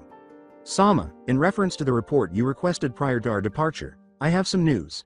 Several of the towns that Gato was able to seize or buy have since either returned to the daimyo's complete control or have been taken over by bandits and nuclear ninjas. Regaining those towns will require a significant investment of resources. Yes, we will. I'll persuade the daimyo to launch an effort to retake the towns and see to it that they are rebuilt in a way that advances Ichigawa. Dono's ambitious scheme. Regarding the remaining towns, I will devise a strategy to recapture them. For now though, let's concentrate on the hunt. It is much more fun, Todo retorted in a low voice. The tracker froze at that point, glancing down at the tracks before slowly scanning the surroundings and scowling once more. Todo. Dono, I've lost the tracks, the tracker moaned. It appears that the deer has vanished, he remarked. Once more, Todo swore. Well, go find it. When you locate the tracks once more, send a signal. The hunt was not going well, and Todo's good mood was beginning to rapidly fade. We will wait here while you do so, he snapped, as the tracker nodded and hurried off. When Shigeomi heard a rustle coming from the other direction, she stopped just in time to see that Todo had stayed where he was, bow aimed at the bush with an arrow drawn still on his bow, while Shigeomi slowly started to move towards the bush with his string slackening somewhat. Everything happened in a blur. Something dropped behind Todo, and before he could react, it struck him in the shoulder, right at the nerve that caused his arm to spasm. The arrow flew, burying itself into Shigeomi's head and killing the man instantly. Before Todo could respond, he felt a sharp pain go through his heart and back, and his killer clamped a hand over his mouth to muffle the yell of pain. Todo struggled weakly, feeling life draining from his body as his killer lowered him to the ground. His darkening eyes looked up, momentarily widening as they saw the hooded figure over him, the pale lavender eyes locking with his. All he could do was gasp and gape, trying to speak but being unable to do so with his last breaths. Hinata leaned forward slowly and whispered in his ear, "Rest in peace," as she heard his last gasps of breath escape his body and he became motionless. She reached up slowly and closed his eyes, then glanced in the direction the tracker had disappeared, but saw nothing, so she moved quickly to cover up her tracks and vanished back up into the trees, leaving the two corpses in the deathly quiet forest. People flocked the streets in Konoha, heading toward the enormous circular arena that housed the Chunin exam's final round. There was a palpable sense of excitement and celebration in the air. The arena was a vast structure with spectator entrances located along one half of the outside base. It was encircled by an extraordinarily tall concrete wall. These doors opened up to rows upon rows of seats in the auditorium, from which onlookers would be able to watch the proceedings from above. The contestants' entrance stood in opposition to them, and above it was a tiny balcony that was cut out of the wall so that the contestants could watch their rivals and allies battle in the arena below. There was a balcony above the regular spectator seating where the Hokage, other cages, and notable guests would observe and assess their genin. Hiruzen Sarutobi was sitting in his chair now, chewing thoughtfully on the end of his pipe while his wide Hokage hat shaded him from the rising sun. He was thinking about a lot more than just the finals, a lot more. Raphael's information, along with more information obtained through Jiraiya's own spy network, had virtually proved that Suna and Otto were collaborating against Konoha. All the evidence suggested an invasion, considering the number of Suna shinobi who had apparently left their village and never returned, as well as the group of missing nin who had not turned up for several months after supposedly being approached by Otto recruiters. However, Kaseki Uchiha's capture of Otto Genin Dosu during his attempt to break into the Uchiha clan head manor served as the last nail in the coffin. The young man's resolve was easily broken by an intense interrogation by Ibiki, who revealed that Orochimaru was not only leading Otto but also plotting an attack on Konoha. Sadly, Sarutobi was only able to discreetly raise the watch on Konoha's walls, warn his shinobi, and prepare them for any sign of an impending invasion because he had no idea when or how the attack would occur. Many shinobi had already taken up hiding along Konoha's streets and buildings by now, preparing to guard civilians' escape routes, seize key structures like the hospital, Hokage Tower, and Academy, and start to repel the invaders. However, Danzu's reaction after Sarutobi told the clan leaders what was going to happen had been concerning. Cold and calculated as ever, his former friend and now bitter rival had suggested that they use elite Anbu teams to launch a preemptive strike against Suna and destroy their village while their own forces were getting ready to invade Konoha. The plan had been derailed by Sarutobi, who said that they would need to use every shinobi in Konoha to defend it and that if they attacked and destroyed Suna in this way, they would have nothing left to lose and would be forced to attack without thinking about their own lives. He reasoned that if they defeated Suna, they could then work to mend their alliance, since Suna was probably only going to such lengths because the K's daimyo was shifting missions towards Konoha instead of his own shinobi village. They would gain nothing by destroying Suna, especially considering how hostile many of the big five villages remained toward Konoha. Though Sarutobi knew Danzo well enough to know that the Warhawk was not happy, Danzo had accepted his justification. Sarutobi had wondered if Danzo, the old cripple, was just going to weather the invasion and rebuild from whatever ashes remained, since he had seen very little of the man since then. Additionally, there had been another concerning incident that had happened. Just a few days prior, Hinata, the preliminaries proctor, was discovered dead on a rooftop, with severe injuries caused by ninjutsu. A Yamanaka clan member had attempted to use one of their jutsus to examine the deceased's mind, but the damage was so great that they were unable to obtain a clear picture of the precise events that transpired. However, considering the extent of his injuries, it appeared likely that a wind-based ninjutsu had killed him, suggesting a Suna shinobi. When the muscular, dark-skinned Raikage form approached and was joined by two other individuals with white hair and similar skin tones, he was startled out of his reverie. The first had a broad, somewhat stocky build, shaggy white hair, a sluggish expression, and a blade that resembled a cleaver strapped to his back. This was C, the right-hand man of the Raikage. The second figure was Mabui, the Raikage's secretary, a pretty woman whose short battle kimono did little to cover up her voluptuous curves and chest. Sarutobi stood up to greet his counterpart from Kumo, trying not to look at the woman's chest. "Welcome to Konoha, Edatsan. It has been quite some time," he replied. "Indeed it has, Hiruzen-san. I'll admit though, I find it hard to accept welcome from a village that seems so prejudicial against my own. I understand you expelled one of my Junin and are holding a member of the team he led captive. And that my other team were being watched closely by your Anbu since then as well," he replied with a scowl on his face. Sarutobi merely smiled amiably at him. "Considering your genin was captured attempting to kidnap some of my genin with his teammates, I'm sure you'll understand that we simply wished to take the necessary precautions against further incidents," he continued. "We wouldn't want a repeat of the misunderstanding that happened over 10 years ago, would we?" A simply scowled and took a seat as another figure in robes emerged. This one had two bodyguards around him, wearing long beige cloaks with turbans wrapped around their heads. He was wearing the white and blue robes and hat of the Cage. Sarutobi gave him a bow in return, and he bowed his head. "Hiruzen-san, it is good to see you again. It would seem it is a good thing the exams took place here in Konoha. I do not think you would make it to Suna, given your age," the Cage replied. The elderly Hokage laughed and continued, "You should know not to make judgments on appearances. I still have plenty of strength and life in me. I am glad you were able to make it here with no trouble at all." The Cage did nothing more than nod, perched in the other chair available and gazing down at the arena where the genin finalists were arrayed. "We seem to be missing a genin. There should be 12 genin down there, but I only see 11. Sarutobi said, observing the barely perceptible twitch from the Cage at his statement. Unfortunately, the Auto Genin Dosu was forced to withdraw from the finals due to extenuating circumstances. Otherwise we would be joined by the leader of said village. A rather awkward instance considering I have recently learned the leader of said village is not only a former student of mine, but a traitor to Konoha as well." The Cage remarked, "Yes, I think that would be awkward. Still, there are plenty of strong contestants down there. My own son, the son of the Uchiha clan head, and the prodigy of the Hyuga clan." Eyes narrowing at the Cage, a growled, "Do not count out my genin either. She and her team were trained by one of the best of my village. I have no doubt that they will all perform brilliantly," Sarutobi said, averting any possible argument. Leaning over to him, the Junin designated as his bodyguard sat back in his seat. "Our forces all report they're in position, Hokage. Sama. And Jiraiya. Sama is ready as well," he murmured quietly. Sarutobi looked down at the arena below and simply nodded. Hiyashi, calm and collected on the outside, watched the genin lining up below in the clan-only section of the stands. But inside, the news of late had him agitated. His ally in the daimyo's court, Todo Mishiraya, had passed away, and he had learned of this through one of his contacts in the capital. It was Todo who had given him the information he needed to make sure his clan stuck with the most powerful or lucrative merchants and nobles from other countries as well as those in the daimyo's court. In addition, he had served as the daimyo's personal ear. The Hyuga clan would suffer without him in terms of relationships outside of those formed because of their renown as a shinobi clan. Building a new alliance with one of the other nobles in a comparable position under Hai no Kuni's leadership would require time.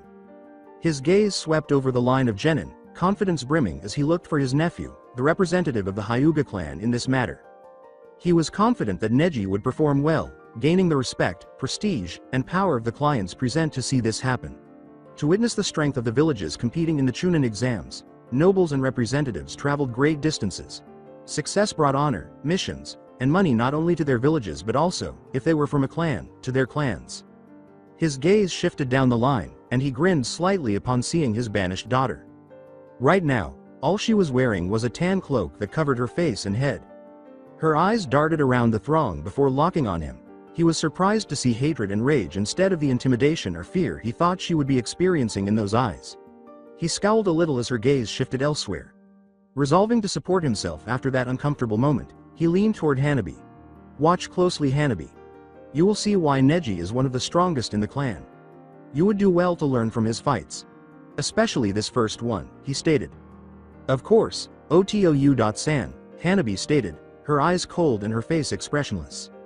But when she noticed her sister standing in front of them, she sensed conflict resurfacing. She had hardly even glanced at her sister in the few times she had seen her since her banishment. However, now that she was compelled to see her, she couldn't help but feel her confusion return. Despite what her father and cousin said, this was no broken weakling. The genin in front of them carried herself with assurance. After all the certainty she had gained from listening to her father, she didn't want to think her father could be mistaken, but the doubt persisted nonetheless. Hitomi, sitting next to her, firmly clasped her hands in her lap, experiencing a mixture of pride and melancholy upon seeing her daughter. All she wanted was to express her pride in her daughter by publicly supporting her. With a slight smile, she cast a quick glance down at her hands. "My sunshine, show them your true strength." Anko and Raphael, on the other hand, smiled from their spots and observed Team 8 standing tall with the other genin, prepared for the fights that lay ahead. "This is exactly what I've been hoping for," said Anko. "A chance for everyone to see the awesome teaching techniques of Anko Midarashi." Grinning, Raphael put an arm around her waist and said, "So modest. One would hardly know you were boasting, my dear." She merely jabbed her tongue at him, then smiled as her fellow Junin came to join them. She smirked and said, Well, Kakashi Hitaki actually on time for something. Will wonders never cease." With his nose deep in a book, Kakashi chose to ignore her and give himself some alone time. To make an impression on the clients and fit in some last-minute training, he would have preferred to arrive a little later with Sasuke. According to his experience, clients preferred shinobi who displayed not only skill but also individuality, flair, and eccentricities. Makoto, however, had declined, saying her son would arrive on time for this significant occasion. And so here he was, in the stands already, prepared to see his pupil win. He had complete faith that Sasuke would triumph over every opponent in the Chunin exams. Though Naruto might also pose a threat, Neji or Gaara would probably present the biggest obstacles. But at the conclusion of it all, Kakashi was sure Sasuke would win. And when he did, he would demonstrate not only his excellent teaching methods but also the fact that Naruto would improve under his guidance. When Anko noticed that Kakashi was ignoring her, she simply shook her head and returned her attention to the arena floor. Her confident words, "I've got 500 down that at least one member of Team 8 makes it to the finals. Even if I didn't have all my students in the finals, I'd still place that bet on any of them." From his seat, Asuma laughed and put a new cigarette in his mouth. He asked her, "Feeling awfully cocky today, aren't we, Anko-san?" But Kurenai took the cigarette out of his mouth as he pouted. She looked at Yakumo and said, "Don't smoke that around my apprentice. Last thing she needs right now is your second-hand smoke." Asuma laughed and then nodded. With a, fine, he said. Gazing down at the genin below, Guy exclaimed, "That is a most youthful attitude to have, Kurenai-san. Smoking is not a good habit, and certainly not a healthy one. This is most exciting. I can't wait to see all our genin unleash their flames of youth. Especially my proto-copyright Ga copyright." As she listened to them, Yakumo could only agree with Guy with a quiet nod. She was excited to watch Lee compete here in the finals and hoped he would perform admirably.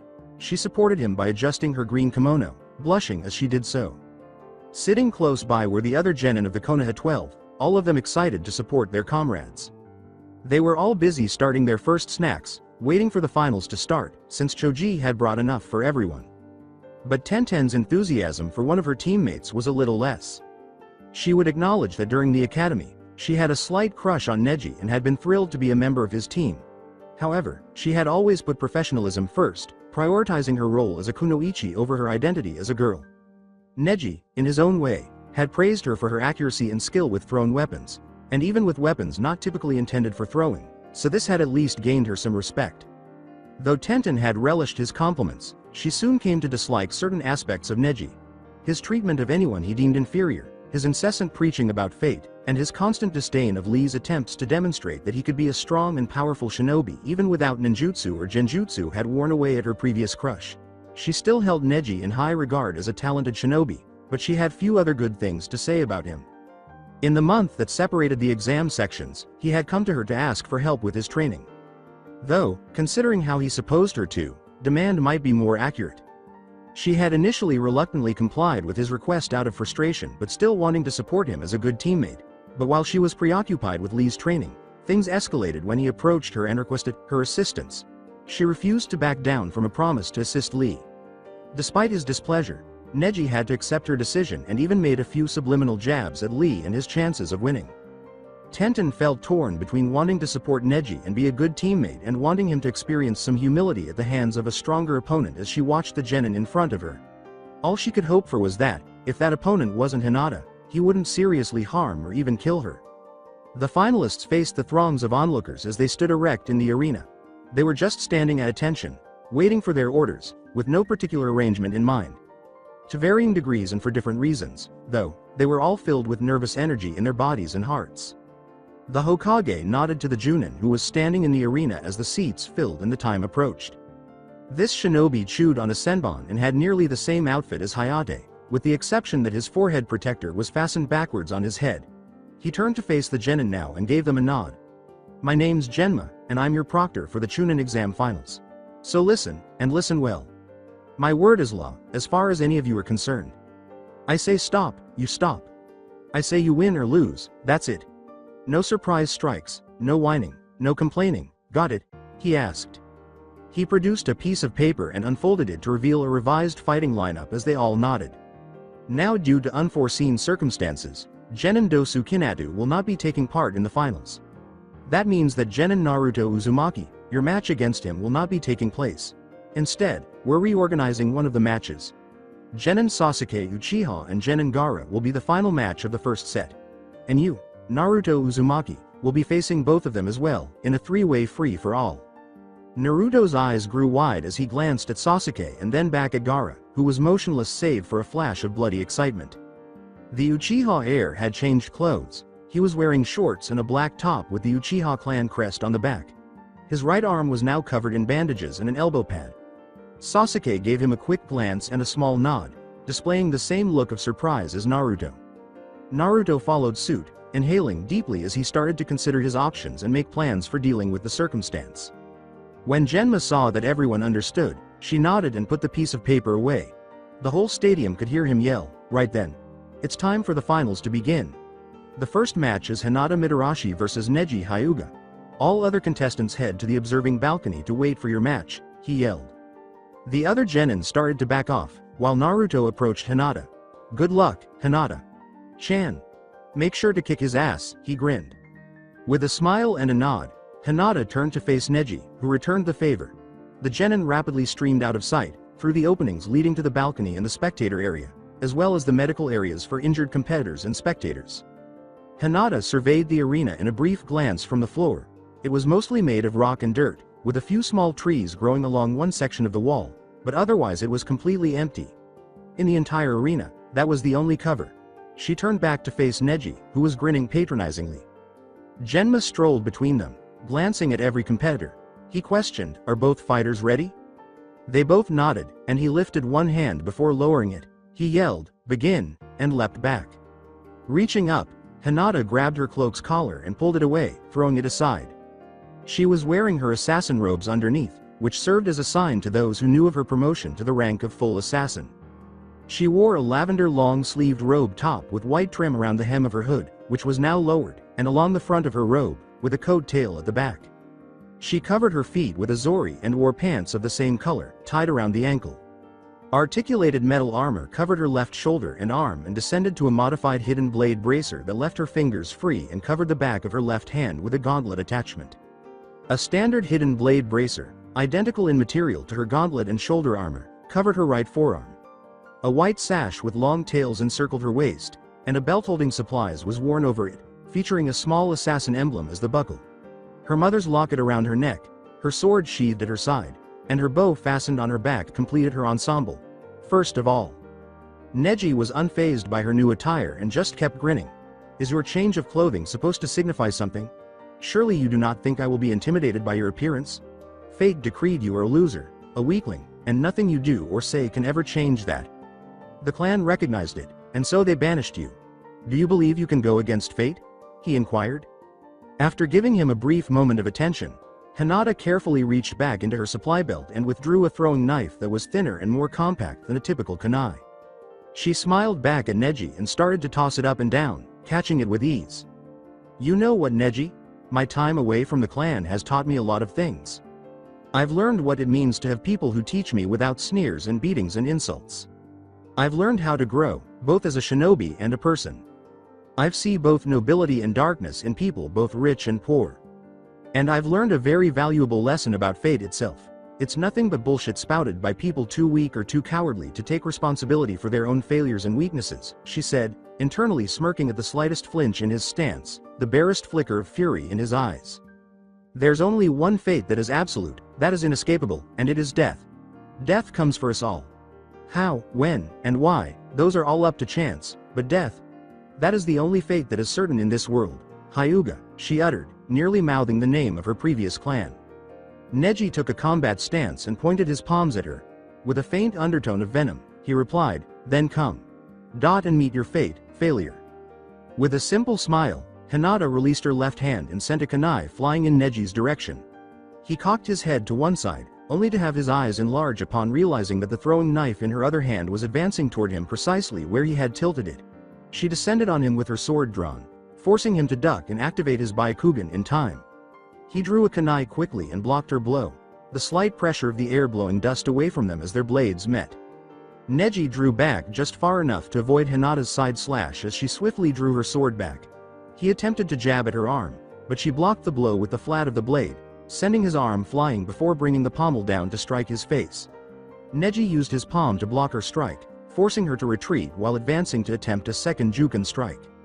But instead of staying with him, Hinata whirled around, extending the sword into Naginata form as she undid the hilt's catch. She threw the polearm's blade at Neji by using the spin's momentum. The prodigy of Hyuga had to back up and sidestep. With a smile on her face, Hinata spun the Naginata and returned to her ready stance. I'm a bit disappointed so far, Neji. Fate hasn't let you hit me yet. I would think you would have at least hurt me by now. Neji's eyes narrowed and he just stayed silent. Your fate is set, no matter what you might think.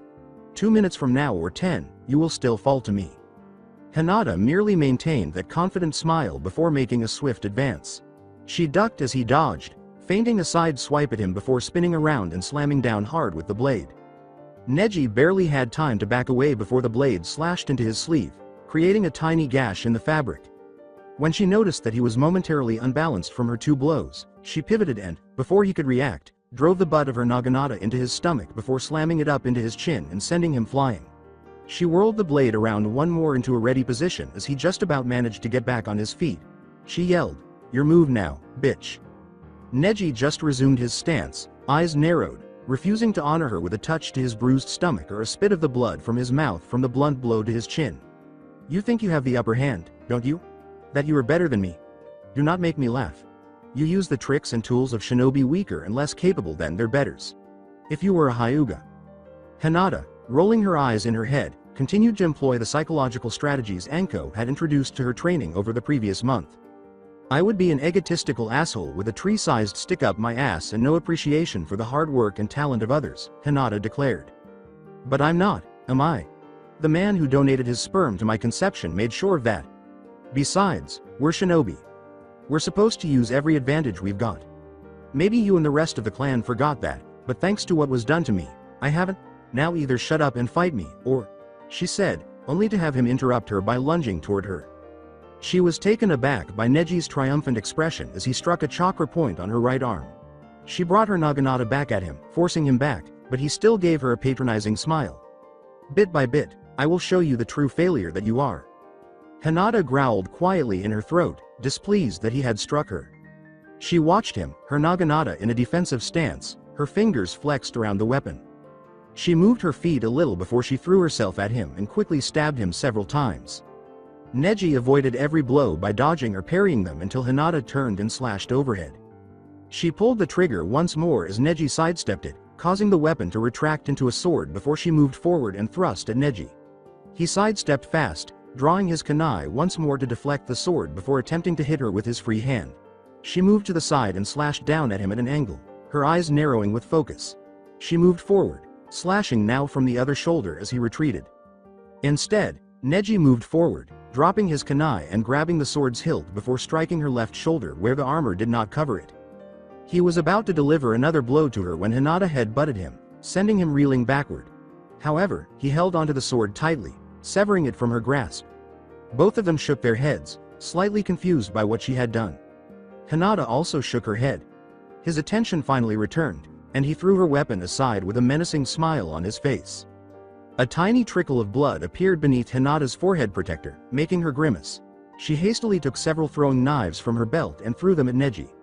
Hinata swiftly drew her bow, backing quickly as she unfolded it and unsealed an arrow as he sidestepped or blocked them. Neji simply smirked slightly and raised an eyebrow at that. He asked her, easily dodging to the side to avoid her arrow and drawing a kunai as she quickly unsealed another. "Where is your bravado from a few minutes ago? Afraid to engage me in hand-to-hand combat? Afraid to see how useless your taijutsu is against the Jukin?" Hinata did nothing more than hold her breath, concentrating on shooting at him once more as she moved away to keep him from approaching. If she could avoid it, she really didn't want to practice taijutsu with him.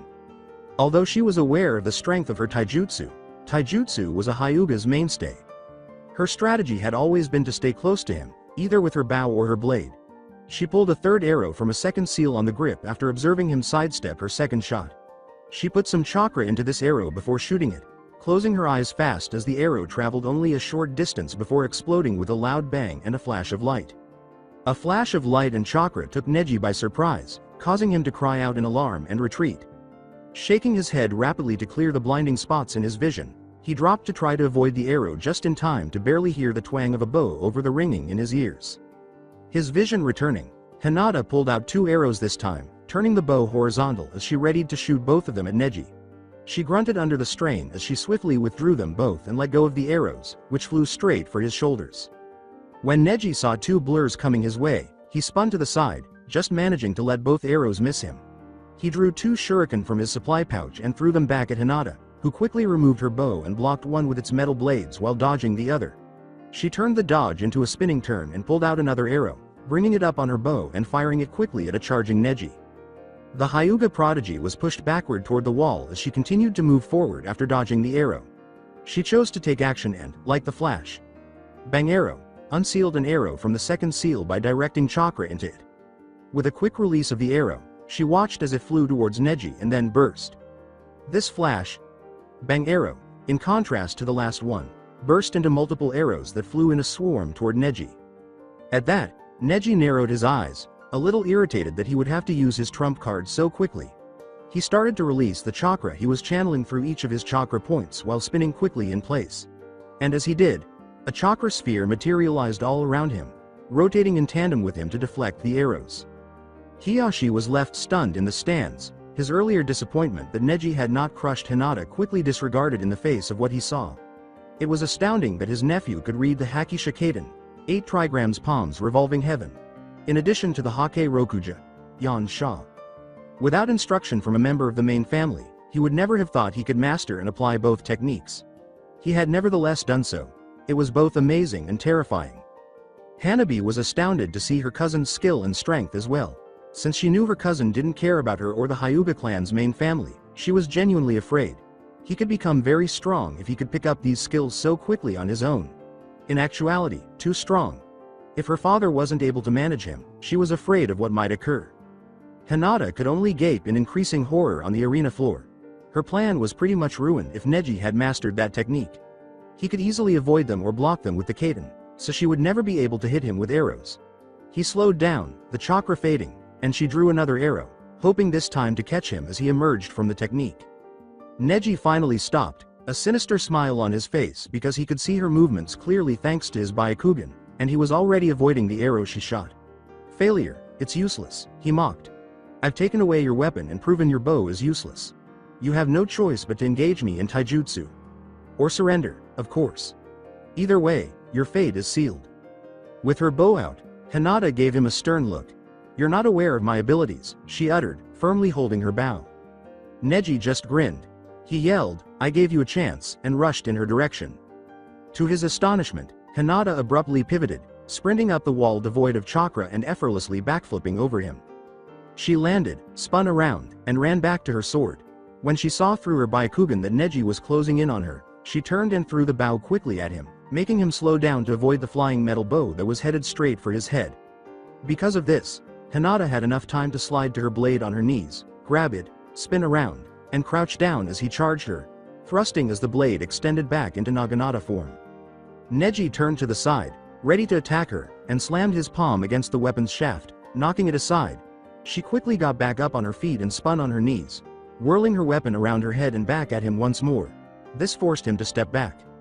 Neji re-established his position. I would have thought you would already know this will not help you, but considering you were so scared of engaging me in taijutsu, I suppose it is not a surprise, he continued. Hinata moved a little, glancing around through the Byakugan. She abruptly spun around, kicking a rock into the air and slamming the Naginata blade straight at Neji with great force, all while spying something behind her. The Hyuga narrowly avoided it, only to have Hinata attack him once more with a downward slash. She quickly brought the blade in an upward thrust, forcing him to actually substitute herself with her bow in order to avoid being gutted. He stepped back, dodging the attack. He stood a few feet away as Hinata picked up her bow and sheathed it on her back. He pulled out another kunai as well, and she retracted the weapon into sword form, keeping it ready as she started to move slowly in his direction. The two soon found themselves in combat, with Neji having to use his kunai to keep his arms and palms from cutting themselves as he blocked and parried her sword. With a thrust, Hinata spun around into a side slash that he ducked under, riding the momentum of his parry. He tried to hit another chakra point, but she deflected a jab from his kunai and quickly parried a strike with her free hand. He ducked under the sword's spinning side slash at his head, but she used her left arm's armor to block the blow, causing her to half-jump back before lunging into a quick thrust and spinning with him as he dodged the stab. The two separated, both panting now as sweat glistened on their exposed skin. Even though Neji was finally compelled to spit blood out of his mouth, Hinata's face was still stained with blood despite the trickle of blood having stopped. Now that they were more cautious of one another, the two closely observed one another and circled one another slowly. Neji was the first to respond, swung his kunai fast and struck at her. He did, however, quickly lower himself to strike Hinata's leg with his left hand as she was blocking with her sword. This caused her to yell and stand back up, her leg twitching slightly from the pain and the blocked chakra point. Neji abruptly spun around once more, releasing a sphere of chakra and unleashing a Kaiden. This time, he used the move offensively, sending Hinata hurtling into the air. Neji felt his chakra depleting as she hit the floor and gasped, but enough was enough for him to win this fight. He lowered his posture and held out one arm in front of him and one behind him as he watched her slowly get to her feet. "You're in range of my divination," he replied. With his eyes widening as he unleashed the Hake Rokuja, Yan Sha, Hinata had barely turned to face him. He moved quickly in, hitting her with the 64 strikes. Her sword cart wheeled through the air and stabbed into the ground a distance away as the final blow struck her hard in the chest, sending her flying again and rolling along the ground. She struggled up to one knee, and Neji smirked at that, only to frown as his Byakugan noticed a thin layer of chakra dissipating from her body. He stepped menacingly in her direction and demanded, "What did you do?" Hinata gasped and spat some blood while staring at him. She said, slowly attempting to pull herself up, "You really didn't think I wouldn't think of ways to counter that, do you?" Before collapsing once more, her body slightly twitching from the blows she had taken. When Neji saw this, his dark smile came back. "Even so, it seems you are still finished. Do you see now the futility of what you tried to do? Do you see now the truth of fate? You were born a loser, and despite all your so-called strength and bravado, you always were and will always be a loser," he said, moving toward her and enjoying the moment. Anko bit her lip nervously in the stands, looking from Hinata to Neji and then to Genma, mentally begging the Junin to stop the match before Neji took any further action. His approach toward Hinata was so deliberate that she could almost see the murderous intent in his posture. Ryushi watched his unofficial student predicament in the shadows, frowning. "Hinata-san, do not give up now. You've come too far to give up at this point," he considered. Hiyashi grinned, sensing that what was expected was about to happen. Though it had taken longer than he had hoped, the conclusion was unavoidable. In order to maintain control over Hanabi and the legacy of his rule, he would require this. Hanabi stood beside him motionless, her eyes narrowed, though a tiny part of her begged for the fight to end. Her terrified mother beside her felt the same way. Cinching the railing in the balcony, Naruto willed his friend, his comrade, his fellow assassin, to stand up and continue fighting. Though he hoped Hinata would continue to stand and fight, he was tense and prepared to jump down at any moment. Hinata shivered on the ground, breathing heavily as she steadied herself with one hand on the dirt. Her head throbbed, her body ached, and she had pain in her chest from an injury she was unable to even begin to imagine. Even worse, though, was the sense of helplessness that overcame her as Neji moved closer. Is this all that I've turned into? Do I truly lack the necessary strength? Is this all that my work has amounted to? She felt her heart stop when she slowly raised her head to meet Neji's scathing smile. She let her head fall slowly, as though accepting her fate, and closed her eyes. Rachel Platen's fight song, too. Still, as she was doing it, memories of her interactions with Naruto, Anko, Raphael, Yugito, Ino, Kaseki, and Ryushi flashed through her mind. Of our training sessions together, of their supportive words and deeds, of the trust they bestowed upon her. She recalled every instance in which she had felt like giving up and how they had intervened to help her move on. Her eyes snapped open, and she once more saw Neji's hardened features. She was not going to betray that trust. She would never again be so frail. Before anything happened, Hinata slowly got to her feet, standing straight with only a small tremble in her frame, just as Genma was about to declare the match. Neji froze, taken aback by both that and Hinata's determined expression. He was even more shocked by what transpired when Hinata reached up and removed her forehead protector, exposing the outcast seal on her forehead. She slowly wrapped her forehead protector around her right bicep and slid into her taijutsu stance, revealing it partially even with her bangs down. Surprised, Neji braced himself. What do you think you're accomplishing, revealing your shame and fighting to the bitter end? You simply show why you're a failure and disgrace and will die for your efforts. If I die, then I die. But I'm no longer going to hide from what was done to me. To the Hyuga, this is a symbol of the ultimate shame. But to Maya Euro, it is a symbol of my freedom. It is the symbol of what made me into who I am. And I will no longer hide it. I am Hinata Mitarashi Euro and I'm taking back my life, she stated. Now come and let's end this, Neji. Neji roared back, ready to deliver a palm strike as the two charged each other. Dropping beneath the blow, Hinata skidded to a stop and spun around Neji. He looked down as she was doing so and saw that in addition to his shirt being cut, there was a thin line of blood visible on his torso from a cut into his skin. He also felt a sharp pain and faint burning sensation along his abdomen. He pivoted and observed Hinata standing there, seemingly devoid of a blade in her hand. Hinata smiled at him, a little hurt, and moved to push past him. He swung his left palm toward her, but she blocked the blow with her right arm, locking it around his, then swung her left palm toward his face. Leaning his head back, he saw her flex her arm and a blade emerge from the underside of her left gauntlet, which caused him to quickly turn his head to the side. The blade went along his right cheek instead of into his face. He was taken aback when she withdrew the blade and abruptly raised her left knee to his chest, causing him to pass out. She then released his grip and struck him forcefully in the chest with her left arm. As Hinata moved forward, he struck out again, sending Neji reeling backward and off balance. The blow struck his left shoulder. She struck him on the nerve, not the chakra, and he cried out in pain as she delivered several more blows, some of which were hard palm strikes and others which struck the nerves. Though he tried his hardest to parry or deflect her blows, her attacks were too strong for him to parry or even strike back. He noticed the same fire and resolve he had noticed in Lee's sparse look in her eyes.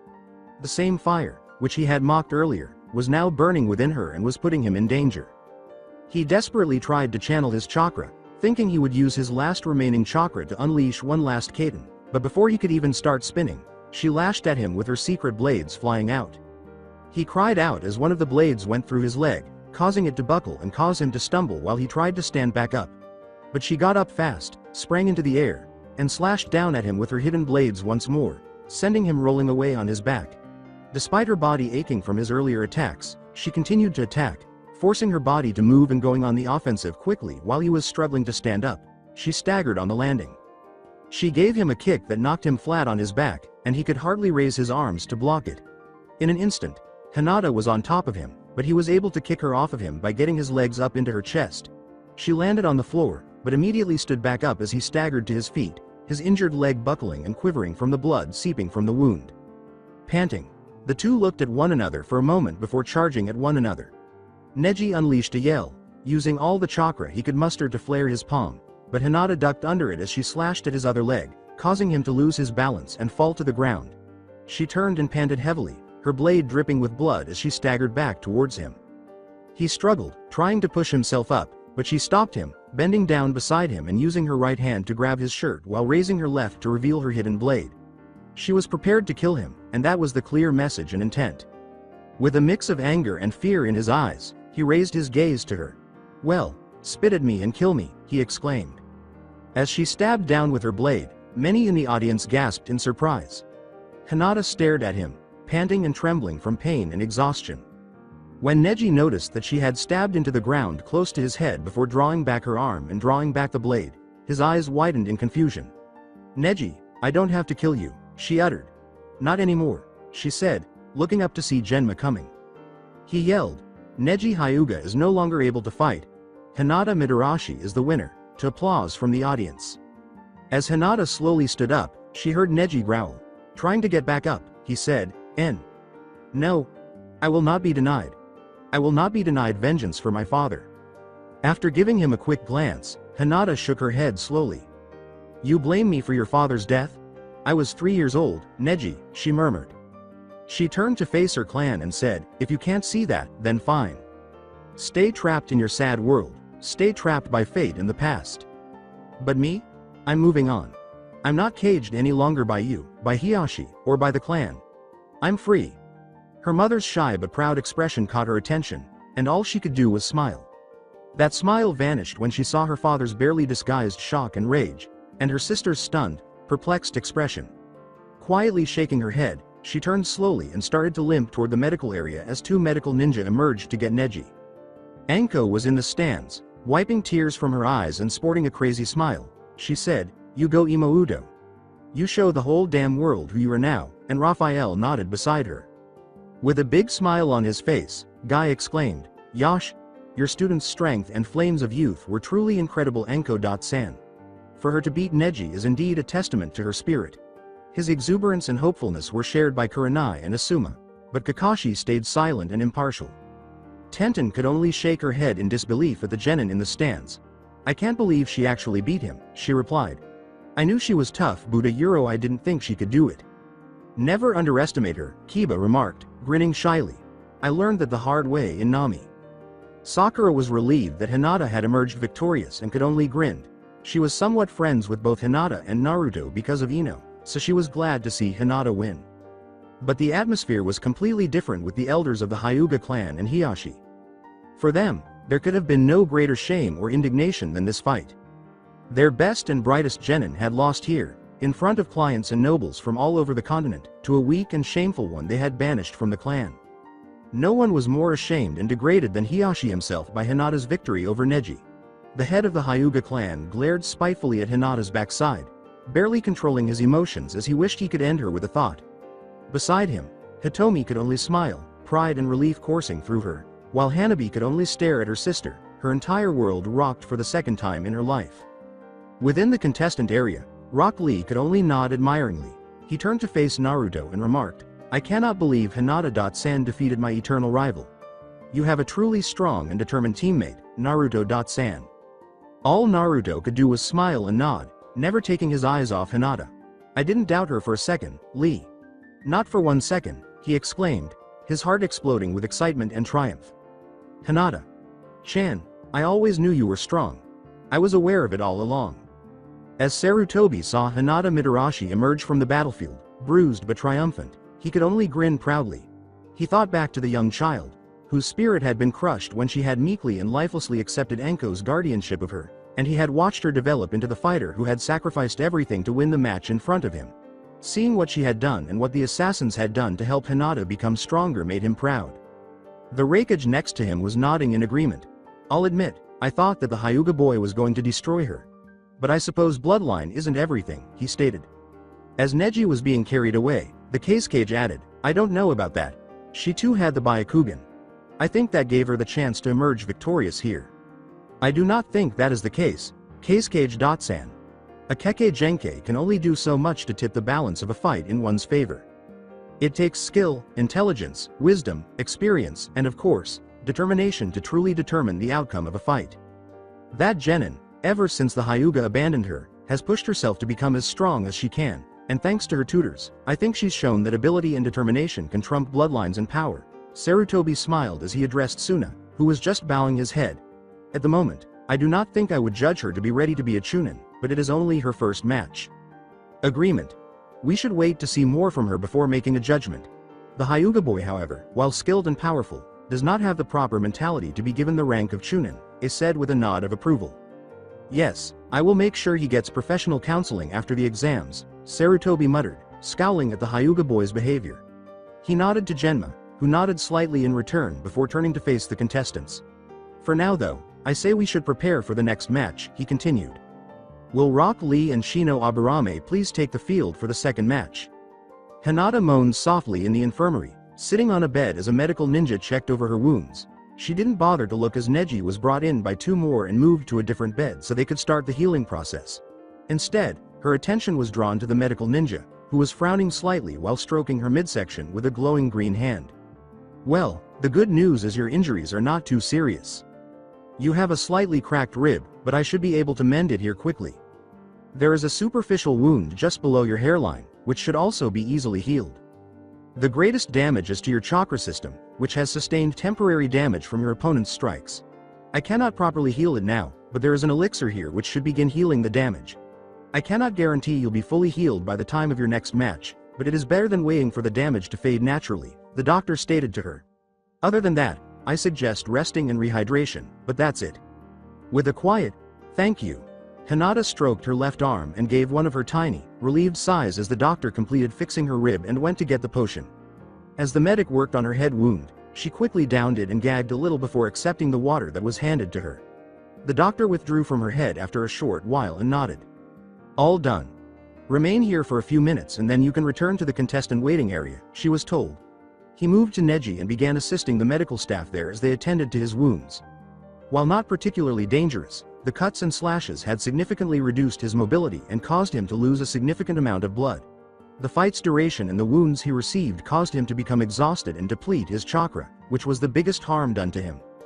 After tending to his wounds, the medics moved on to make more beds for the other competitors who might also need medical care.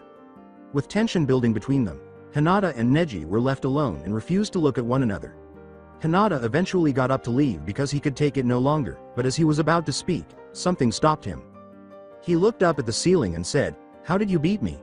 It shouldn't have been possible. Fate favored me a euro." With a sigh, Hinata rested one hand lightly on the doorway's edge and peered out into the corridor. "That's why I won, Neji, because when push came to shove, you didn't have something driving you to give your all. You rely on fate and your hatred to drive you, only to find that when you need them most, they aren't there to push the final vestiges of strength and power out of your body. I have my friends who helped me when I was banished from the clan. They saved me, gave me purpose, gave me strength. I fight for them, to prove their confidence in me is worth it. I'm willing to fight to the death for them. What are you willing to fight for, Neji?" As she walked out of the room, leaving him alone with his thoughts, Neji slowly turned his head and looked in her direction. He gazed at the spot where she had been standing and then looked up again, his thoughts gradually consuming him. The two genin were waiting for the match to begin when they were back in the arena, facing each other. Shino just nodded politely in response to Lee's quiet smile and respectful nod. They were discussing their ideas and plans together. Lee was aware that he would need to act rapidly since, even in the absence of chakra, Shino's bugs could still inflict poisons on him and deplete what little chakra he did have. He would need to deliver his blows quickly and effectively. However, Shino was aware that his opponent's reflexes and speed were probably much quicker than his own.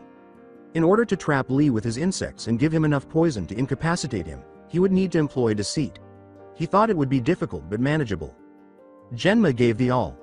Clear to fight after noticing they were both prepared. As soon as possible, Lee launched himself forward to attack Shino, but as soon as the insects began to pour out of Shino's sleeves, he stopped and quickly leapt backward.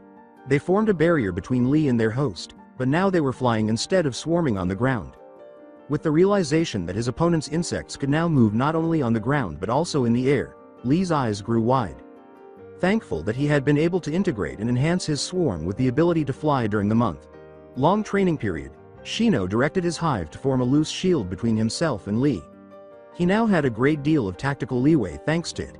As he started his plan, he let loose additional insects, forming a dome that was now rotating around him. Lee scowled as he closely examined the dome of insects, remaining a safe distance away. He was aware that, given his speed, he could easily breach the dome, but doing so would result in the insects surrounding him from all sides. It would be as if one were entering the den of lions, but since he lacked ninjutsu and didn't want to waste his explosive tags here, he was unable to attack Shino in any other way. With no other choice, he prepared himself by lowering himself in order to receive a good kickoff. Before his insects could respond, he needed to try to grab Shino and pull him through the dome so he could strike him. He let out a grunt and hurriedly pushed himself forward. The sudden appearance of Lee through the insect dome startled Shino, who was inside the dome, and sent his right fist flying toward him. With a triumphant grin, Lee struck with his fist, only to have his eyes widen as Shino burst into a flurry of insects, throwing Lee off balance due to his momentum not meeting any real resistance, causing him to stumble straight into them. Shino stood outside and observed the dome collapsing around Lee, his bug clone falling victim to the original trap and leaving his opponent surrounded by insects. But his happiness was short-lived, because Lee shot out of the swarms of insects, flipping and spinning through the air. He landed quickly, hopping back and forth several times as he cleaned himself of any insects Shino may have left behind and rubbed his eyes from the bites he had already sustained. Since he hadn't experienced any chakra drain, he knew they were probably injecting him with some kind of poison. However, he had to avoid letting too many of those insects bite him, or else he might become paralyzed. He would need to act fast on this. Shino watched Lee intently as he moved his insects between the two of them. He was aware that playing keep away from Lee would be his best chance to win. He knew he wouldn't last long in a taijutsu match, so he spent the entire month improving his hive, even though he had made some progress in his taijutsu. In addition, even though he wasn't sure how useful the smoke bombs and other supplies would be against Lee, he had stockpiled them. He was extremely quick and nimble, easily blowing through most of the traps and diversions. He was also very skilled in hand combat. The youthful Aburame was aware that his only chance of beating Lee was to use extreme creativity. In an attempt to outrun the swarm of insects that was creating a barrier between them, Lee started to swiftly circle around Shino. As he did, the swarm moved, and Shino concealed his own movements by using them to gather a few items. His opponent, drawing out a few smoke bombs and tossing them in a wide spread between them, was also beginning to work out his own strategy. They all detonated, concealing Lee behind a long, arcing cloud of smoke. As Shino started to extend his insects in a wider barrier, his eyes narrowed behind his glasses. However, Lee suddenly emerged from the top of the cloud and vaulted over his insects. Shino quickly detonated his own smoke bomb and disappeared into the cloud. Lee whirled around and planted his heel in the exact spot where Shino had been. Shino's insects surged into the cloud of smoke, causing everyone to blink in response to a loud cry of pain emanating from within. Flipping out of the smoke cloud, Lee stumbled and winced as his right leg began to twitch and spasm. A tag on the ground was sparking with electricity, and he hobbled, keeping his weight off that leg as the smoke slowly cleared to reveal Shino had moved out of the way. Shino sighed with relief. When Lee's foot struck the trap tag, it shocked him in the leg, but it wasn't strong enough to completely paralyze him. But he would now be slower as long as Lee was taking care of that leg. Shino unleashed his army of insects on Lee, who made a hasty effort to avoid them. It was difficult because all he could feel was his leg giving out and collapsing at any second, with only his willpower keeping him from simply giving up. However, he required time to strengthen the muscles. He grabbed an explosive tag and a kunai and threw it at the swarm of insects, setting the tag on fire as it flew. Shino didn't notice it until the explosion occurred in the middle of his insect swarm, burning a good portion of them while the remainder were flung aside by the explosive's force.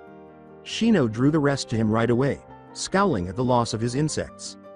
His eyes darted to the narrow strip of bushes and trees, the most likely hiding place for his opponent, and when the explosion subsided, he was unable to see Lee either. To rouse Lee from hiding, he raised his hands and sent his insects flying in that direction. He was unaware, but the audience noticed, that Lee was actually adhering to the arena wall at a height of several stories. Gritting his teeth, he was massaging his leg in the manner that his sensei had taught him to treat cramps in order to get the muscles to relax again. He slowly readied himself before launching himself from the wall at a high speed and diving straight at Shino, feeling that his leg was strong enough. The Aburame heir turned just in time to see Lee coming and let a hard right slam right across his jaw. The blow knocked him back, but Lee was still standing beside him, spinning and putting his foot right into Shino's chest. The blow sent the young genin hurtling through the air, slamming into the earth and rolling along. Lee landed, squinting as his leg trembled a little, but he didn't fall off. After taking two powerful blows, Shino was left stunned and out of breath, gasping for air as he lay on the ground. Blood tasted in his mouth, and the blow felt like it had nearly collapsed in his chest. When he attempted to push himself up, his arms gave out and he fell back to the ground. As the insect swarm shot towards Shino, determined to defend their hive partner, Lee heard their buzzing. Unsure if Shino was still capable of fighting, he chose not to move forward. Genma eyed the downed genin as she walked over to him. The Junin proctor ducked close to Shino as the insects let him get close. "Can you fight?" After taking in a few trembling gasps, Shino shook his head. No, it would take me too long to recover," he gasped. "Even if I did a euro, my opponent is too strong a euro and fast. I forfeit," he stated. Genma stood up and nodded. He yelled, "Shino Aburame forfeits. The winner is Rock Lee," to a clapping and cheering crowd that had clearly enjoyed the match. Lee was overcome with admiration from the crowd and grinned as he slowly raised his fist. It was this he desired. He desired to demonstrate to others that he was capable of being a shinobi despite not being able to use genjutsu or ninjutsu. It was the beginning of really realizing that dream, to have this victory in front of all these people. He turned to face Shino, who was rising slowly, and extended a hand to come up to him. After carefully examining his hand, the Aburame let Lee assist him in standing up. Raising Shino's hand as well, Lee grinned and the applause intensified at the display of good sportsmanship and friendship. The green-clad shinobi simply grinned as he turned to see his sensei sitting there, happily clapping him on, and then his gaze fell on Yakumo, who was grinning and applauding. As he gave her his signature thumbs up and smile, he felt his heart race. When Yakumo realized that was aimed at her, she blushed but continued to applaud him. She was even more convinced after witnessing Lee's victory that she could become a skilled kunoichi using only genjutsu, just as he could be a formidable shinobi using only taijutsu. She smiled at him, and Kurenai grinned beside her, seeing her charge in the ring rather than the victorious genin. She was glad to see that girl, with the support of her friends, family, and most importantly, that young man, becoming stronger every day and moving forward. She felt a twinge of guilt recalling the moment she wanted to give up on tutoring the girl because she didn't think she was skilled or knowledgeable enough. If she had done that, who knows what might have happened to her? She dismissed those ideas with a shake of her head. That was a while ago. It was important that she treated this girl fairly. She smiled and leaned in to talk to Yakumo. She winked and said, "Maybe you should invite him out to celebrate at least his victory here after the finals are over," which made Yakumo blush even more. She timidly said, Actually, I was planning to do that, Sensei," which caused Kurenai to furrow his brow. Ino.san was planning to help me out." Kurenai grinned and said, My. Well, I hope you'll have fun," while Yakumo blushed but nodded. Anko quietly whistled close to them. "I got to admit, Lee has me a bit nervous now," she stated. "You've trained him well, Guy. He's pretty fast, and that'll give him a huge advantage," she remarked, glancing at the Team 9 captain. "Indeed. My youthful pupil has been driven by a need to prove himself a worthy and powerful shinobi, and as a sensei it is my duty to ensure he succeeds. Though I would say I am equally nervous at the prospects of him facing against Hinata.san or Naruto.san. Hinata.san has already proven herself to be better than Neji.san, and if she can bring that same fire and drive in her match against Lee, she will have an excellent chance of winning. And Naruto.san proved he is a skilled hand-to-hand fighter in his preliminary match," Guy said as Lee and Shino left the field to see a doctor. Naruto smiled in the contestant area, glancing at Hinata, who had come back in time to witness the last moments of Shino and Lee's fight. He asked her, "So, what do you think of your next opponent?" Hinata gave a headshake. "I'm wishing Shino could have done a bit more to slow him down or something. I don't envy going up against his speed, especially since I came out worse in my fight than he did in his. But he does seem a bit headstrong, throwing caution to the wind. I can maybe use that to my advantage," she said quietly in order to prevent others from hearing. Hinata sighed as Naruto laughed and said, "You know he'll be even more fired up to face you, right? You defeated his eternal rival, so now you're the bar he's going to be setting himself against." She muttered, "That's not what I needed to hear," and gave Naruto a playful arm punch. The cage were talking about the match up above. The Aburame was clearly outmatched by an opponent highly skilled in the field he was most weak in, he said, expressing some sympathy for Lee. He did show skill in attempting to overcome this deficiency, but clearly he still was relying too much on his clan's abilities. "I do not believe he is ready to be a Chunin." "I disagree. The Aburame clearly showed that he planned in ways to defeat his opponent, and when he realized he couldn't win, he forfeited." Given the option, I believe he would have retreated, allowing him to fight another day. He showed good judgment in a relatively hopeless situation. I would recommend him for Chunin, said the Kage. At that, Sarutobi gave a nod. I will take that under advisement. As for Rock Lee, he showed great skill given his limitations, and also he showed strategic thinking. However, he also showed a headstrong nature as well, that led him into 2 ambushes set up by his opponent. I believe he will need to show he can overcome that before he is made a Chunin. Genma called Shikamaru and Samui down to the arena floor in order to get ready for the next match, and the other 2 cages agreed. Shikamaru groaned in the contestant area as he sagged over the rail and watched Samui vanish. He muttered, "This is too troublesome. Can't I just forfeit?" To discover Naruto standing next to him. "Shikamaru, I have to face off against 2 opponents, neither of which I trained immediately to deal with. I'm the one with the troublesome fight. You have only a single opponent you need to deal with, that you've been training all month to beat. So don't you go groaning about things being troublesome," he said, shaking his head. "So go and fight now." With a moan, Shikamaru turned to face him. With a slouched posture, he murmured, "Oog. Damn it, Naruto. Why did you have to say that?" And crept out of the contestant area, heading towards the arena. He silently examined his opponent once more as they made their way to the arena floor. With a neutral expression on her face, she stood there without disclosing anything. He knew it would be difficult to take advantage of any weaknesses in her personality because she was cool and collected. Not like the girl from Suna who was blonde, or most of the others. She was haughty and conceited, easily swayed to comply with his wishes. He didn't want to have to put more thought and planning into this fight. Asuma saw his student in the stands and smiled. "I'm glad he didn't miss the fight," he muttered as he replaced his usual cigarette with a toothpick. "I'm guessing Naruto had some encouraging words for him."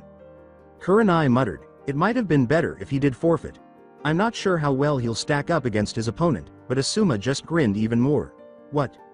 You obviously haven't had much experience with Shikamaru or Shikaku. They're lazy, but I doubt you'd find more intelligent or strategic shinobi in this village. His IQ is over 200, he said in amazement. After getting the Hokage's signal, Genma began the match. Without delay, Samui pulled out her tanto and assumed a fighting stance, leaving Shikamaru slumped and his hands in his pockets.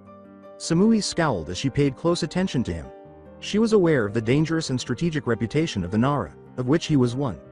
It was this rather lazy attitude, though, that took her by surprise. Given his preliminary matchup with a member of his own team, she was certain of his ability. She had to use caution as a result. As he started speaking, Shikamaru looked up and tilted his head back to examine the clouds. "You know, I wonder what it'd be like, living in a shinobi village hidden in the clouds," said the man. He asked, causing Samui to gradually move in closer. "Is your village that high up, that you're among the clouds? Maybe they're below you?" He shrugged and she asked, "Why does that matter?" "Because I want to be a cloud. Able to just drift lazily by, not a care in the world. I love watching them, as it's so relaxing and enjoyable. Getting to live amongst them would be a dream," he stated. Seeing that he was still preoccupied, Samui charged at him, but he easily sidestepped and scowled. She told him, "Your attention should be here, on our match." Shikamaru muttered, "If you insist, I suppose," just before his shadow abruptly materialized and she had to duck back. Samui had to keep avoiding and backing up as the shadow followed her for a while before it stopped and moved away, leaving her in the clear as it moved back towards Shikamaru. "I see a limit to your shadow. You can't stretch it too far," Samui observed, observing him closely as he watched her back. Shikamaru answered her, "Yep. But it does mean you'll never get close enough to use your sword." She said, "True, but I am not a one-trick pony," as she started to direct chakra toward her blade.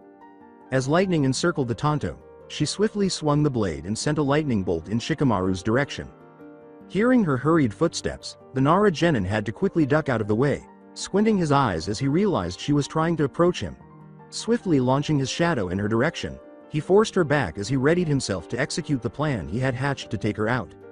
Samui watched as he pulled out a kunai that had a parachute fastened to the top and some kind of tag encircling the hilt. He channeled chakra into the kunai and threw it into the air as he avoided the second lightning bolt that she slashed at him with a frown. He started dodging backwards as soon as the kunai shot skyward, but gravity eventually overtook it and the parachute opened, leaving it hanging in midair. Simultaneously, the kunai's seal abruptly broke, launching a shower of long, thin metal poles that randomly drove into the ground.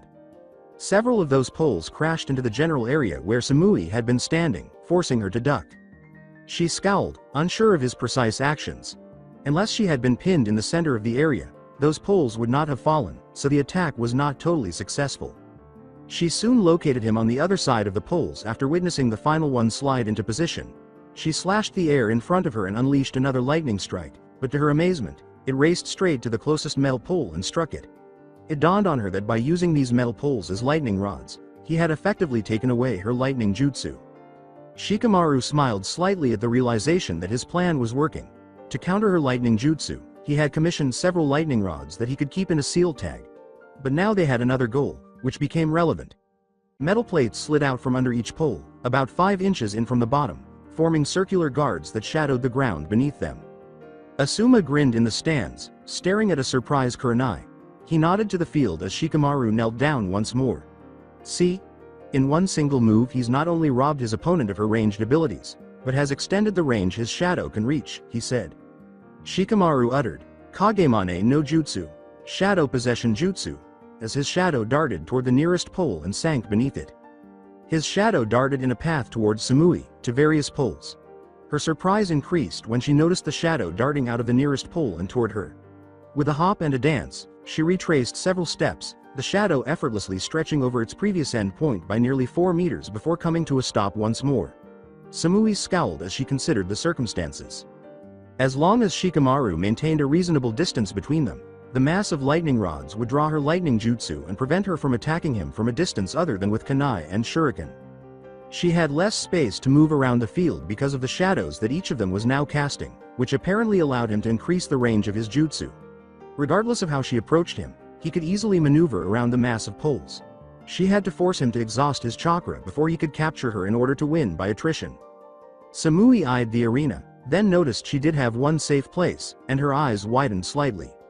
She started running quickly to her right, with Shikamaru keeping a close eye on her. She grinned as thinly as possible as she moved into the wall's shadow, which covered the area with the bushes and trees in a thick layer of blackness. She would be shielded from his jutsu by the wall's shadow, which would also conceal her shadow and his. To catch her, he would need to force her out of the trees and bushes, and he couldn't do that without going outside the lightning rod's shield. Taking this into consideration, Shikamaru scowled, hoping Samui wouldn't notice. Now that he had to flush her out without putting herself in melee range or in a position where she could use her lighting jutsu, the fight would become more difficult. He considered his tools and wondered how he would accomplish that. He had a few smoke bombs, some explosive tags, several yards of ninja wire, several dozen kunai and shuriken, and a couple of flash bombs. He studied the landscape, giving her a quick glance before lowering himself slowly and putting his hands in an unusual position while bringing his fingertips together. Observing the perplexed expressions on those around him, Asuma laughed. Shikamaru is primarily a long-term strategist, he stated. Out in the field, he's the one who comes up with the strategies that see him and the others through each fight. When he really needs to focus on a problem, he adopts that pose, running over every strategy he can before he acts. Gazing at Shikamaru, Yakumo remarked, "That's not exactly a smart move right now. It could leave him open to attack. In most situations, without Shino and Choji around to protect him, you'd be right. But right now, Samui can't do much against him. He's relatively safe now," Asuma grinned. Shikamaru's eyes opened at that precise moment, and he slowly stood up while pulling out a flash bomb, shuriken, and ninja wire. He watched Samui as he started to set up. When Samui noticed he was getting to work, she swiftly pulled out some of her own kunai and threw them at him in an attempt to divert his attention. Shikamaru sidestepped, completed his preparation, and threw his light bomb, turning his head away. When Samui noticed the tiny object in the air, her eyes widened before it burst, blinding her with a burst of light. Upon witnessing the light flash, Shikamaru spun around and threw his shuriken, each one leaving a trail of ninja wire in their wake. He pulled on them, making them spin and encircle the blinded Samui as they shot past her. Now that the light bomb had completely dissipated, he pulled on them, tripping her over, and then pulled on them again, trying to pull her out of the shadows. All Samui could do was groan as the blinding flash of light left him disoriented and blind. It felt like her opponent was not strong enough to drag her very far with each effort, so she could feel herself tied up, on the ground, and being dragged, though not by much.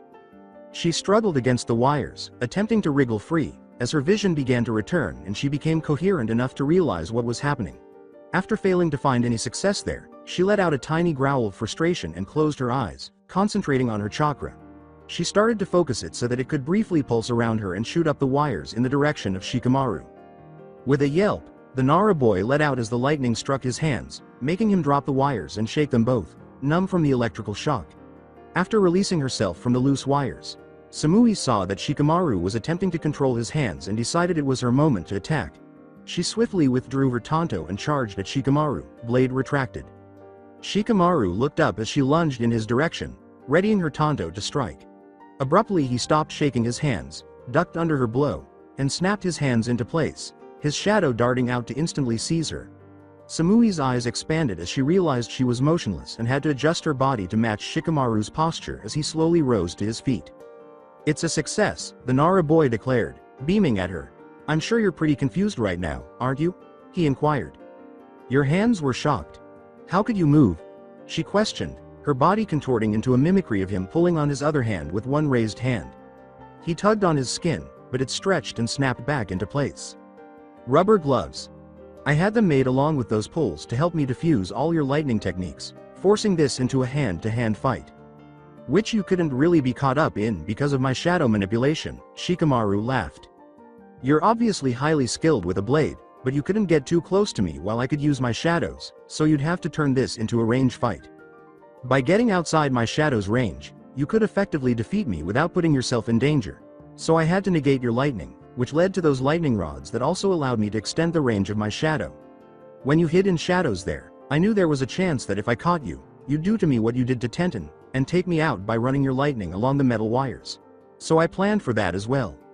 Samui was annoyed with herself for being discovered, so she just gave him a chilly look. "Now what?" she inquired.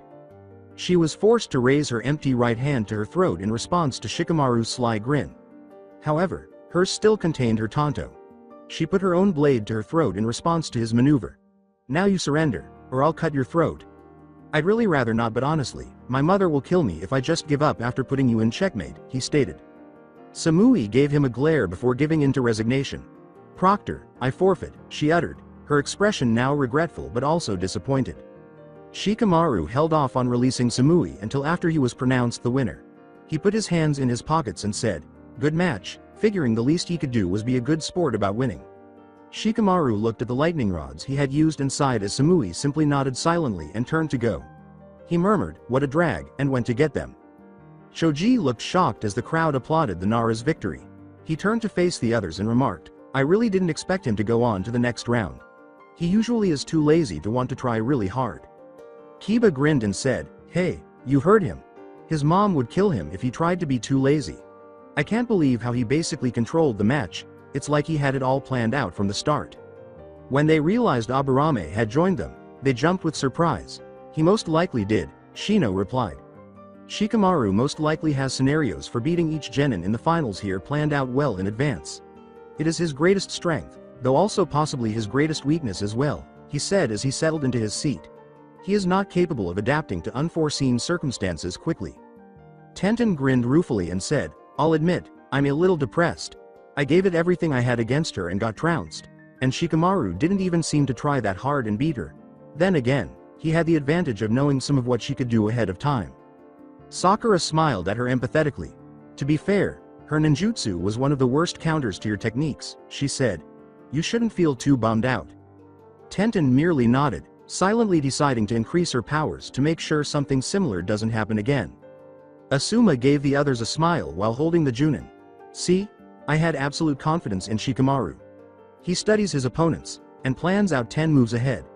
The only problem is when he finds an opponent who simply is too strong or smart enough to counter him." "Indeed, and his courtesy at the end was most youthful," Guy replied. "He treated his opponent with respect, as one should to any worthy opponent." With a curious tone, Raphael said, "He is pretty good, but how will he handle an opponent he doesn't have all the information on? It seems to me that all his strategic ability would not be enough to handle an opponent he cannot properly strategize against." At that, Asuma blinked. "Well, admittedly, that's something I've been working on helping him with. His short-term game is a little less refined, but I'm sure he'll handle himself well enough for now." Kakashi was thinking about the match next to them, so he only paid them half attention. Shikamaru had once again demonstrated the deadly nature of Nara's strategic mind by simultaneously extending his own ranged ability and negating his opponent's. If Shikamaru had more time to think through his strategy and get ready for a fight, he might be the most dangerous opponent. Naturally, though, he needed to be strong and swift enough to defeat his opponents. Though he was largely certain that Sasuke would win if he had to face the Nara, Kakashi was impressed by Shikamaru's actions. In the contestant observation area, Temari gave a small, respectful nod. She remarked softly, "He had the fight won the moment he stepped onto the field," her own strategic thought process enabling her to understand the Nara's actions. She smirked slightly at Hinata and the recently returned Lee, saying, "Good to see one of these tree huggers knows how to plan and execute a strategy to win," before turning to face Ino. "I guess you and I are up next, little girl." Ino simply nodded to her. She checked her kusarigama around her waist and said, "Up, and I'm ready to wipe that smug grin off your face, bitch." Temari simply scoffed at her before shuddering from the tiniest twinge of annoyance and murderous intent from Gaara at the end of the balcony area. With that emotionless tone, he said, "Temari, please be silent." His elder sister gave a nod, averting her gaze and holding her tongue. With a frown, Ino turned to face Hinata and Naruto. The latter appeared equally perplexed, but Naruto gave them a gloomy look and silently shook his head. Was wearing a thick frown in the cage viewing area, and Sarutobi was grinning a little to himself. He attempted to both boast and console the Kumo leader, saying, "Your Kunoichi was highly skilled in her preliminary match, but I'm afraid Shikamaru Nara was potentially one of the worst opponents she could have." Gazing at him with a scowl, the Kazekage stood next to the Raikage, observing the two with a playful fascination at their antics. "I'm afraid though that without seeing more of her abilities, I cannot suggest her being promoted to Chunin." "I have to agree with that choice as well," the Kazekage declared. "However, despite his obvious brilliant strategy and victory, I must see more from Nara-san before I could suggest his advancement." "I agree. It's all well and good when he defeats one opponent he was prepared for. Let us see him face off against others he may be less prepared for before we decide otherwise." Sarutobi nodded and said, "Agreement, let us continue." Upon observing Sarutobi's signal, Genma summoned Ino and Temari to engage in combat. Temari leapt over the balcony's edge, letting the wind slow her descent as she floated down on her open fan. After taking a deep breath, Ino turned to face Naruto and Hinata. "Well, good luck to me," she uttered. Hinata grinned and said, "Kick her butt. You don't need luck, Ino." When Ino nodded, Naruto smiled just as confidently. Then, she flipped over the edge and used her chakra to quickly descend to the ground while clinging to the wall. Temari smirked and leaned against her fan as the two Kunoichi squared off against one another. With a sense of triumph, she questioned, "So, are you ready for the same kind of thrashing I gave your little pink-haired friend?" All Ino did was smile back. She continued, her voice growing darker toward the end, "If I'm not mistaken, my friend had you in the perfect position to kill you, if she felt so inclined. So can you really stand there acting so smug? Especially since I've got a lot less mercy than she did." That made Temari frown and change her stance in preparation for battle, just as Ino did the same, taking her kusarigama out of its holster by her side. Genma motioned for the match to begin as soon as she saw that they were both clearly prepared. Temari opened her fan right away, sweeping it back to blast Ino with wind. In response, the Yamanaka Kunoichi ducked quickly to the side, keeping her feet light as the wind whipped through the area where she had been standing and spun the weapons ball and chain. With a sly smile, Temari kept her fan ready, waiting for Ino to approach. She was certain that she could easily repel Ino with her fan and wind jutsu, blocking any ranged attack and deflecting the kusarigama's chain and ball. Making sure she didn't get sucked into the mind-based jutsu the girl had displayed in the preliminary match would be the real challenge. She only needed to watch her closely and thwart any attempt to use that jutsu. While this was going on, Ino observed Temari, aware that she needed to surprise the Suna Kunoichi. She could repel any ranged weapon with great effectiveness thanks to her wind jutsu, but Ino never considered it an offensive weapon because she had seen it used so often. She had to sweep her fan back before waving it, which made it too easy to broadcast her attacks and thus avoid them. The issue was that she would have less time to react and avoid Temari the closer she got to her. As soon as Ino saw Temari swung the fan back for another sweep, she started to move swiftly in the same direction. This made the Suna Kunoichi frown while she attempted to turn and contain Ino within the general area of effect of her wind jutsu. But turning quickly enough to stay ahead of Ino and keep her fan ready was awkward. Temari let out a grunt as her attempts to turn caused her to stumble, and Ino quickly moved forward to try to trip her up by swinging the chain right at her feet. When the ball on the chain swung back toward Ino, Temari backed away, closed her fan, and swung it low. She then used the moment of swinging to turn and open her fan, getting ready to unleash another burst of wind. Twirling around, Ino grabbed the chain to control the ball and rolled quickly to the side, narrowly avoiding the wind gust before running quickly in a circle around Tamari, who was now unable to even prepare her jutsu to keep up with the swiftly moving kunoichi. Rather, she kept her fan closed and prepared to dodge at any time. With Tamari completely on the defensive, Ino grinned and realized it was her moment to strike.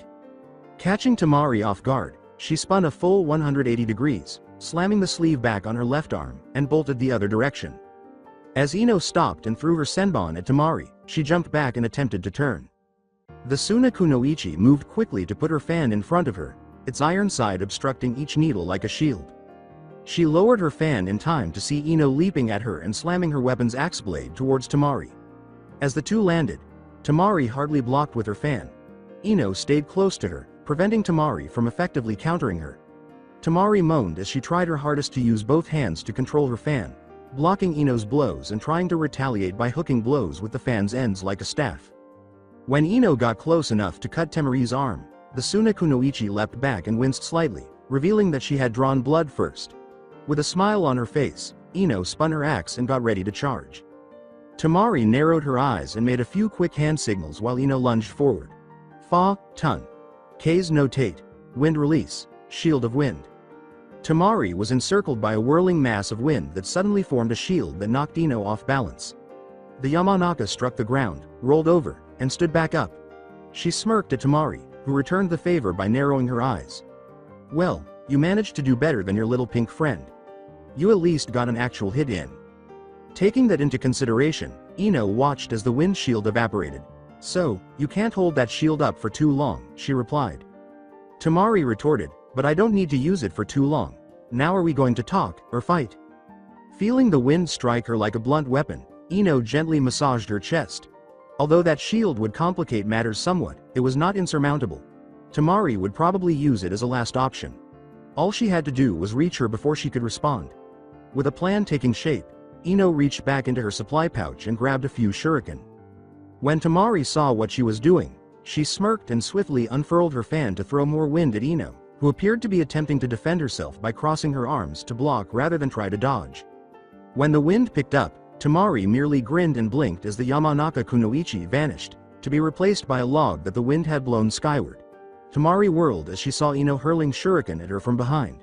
She swiftly raised her fan to block them before swinging it quickly to blow wind at the Kunoichi who were flying. Once more, Ino vanished in a substitution, however, this time, a shuriken materialized in her place. When Tamari's eyes snapped open, she saw Ino smiling and jumping back away from Tamari while also hurling a few smoke bombs in Tamari's direction. This was where the shuriken had fallen.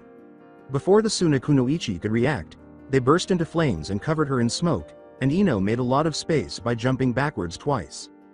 Glaring at Ino, Tamari swung her fan fast, her wind scattering the smoke around her, trying to figure out what her opponent was trying to do.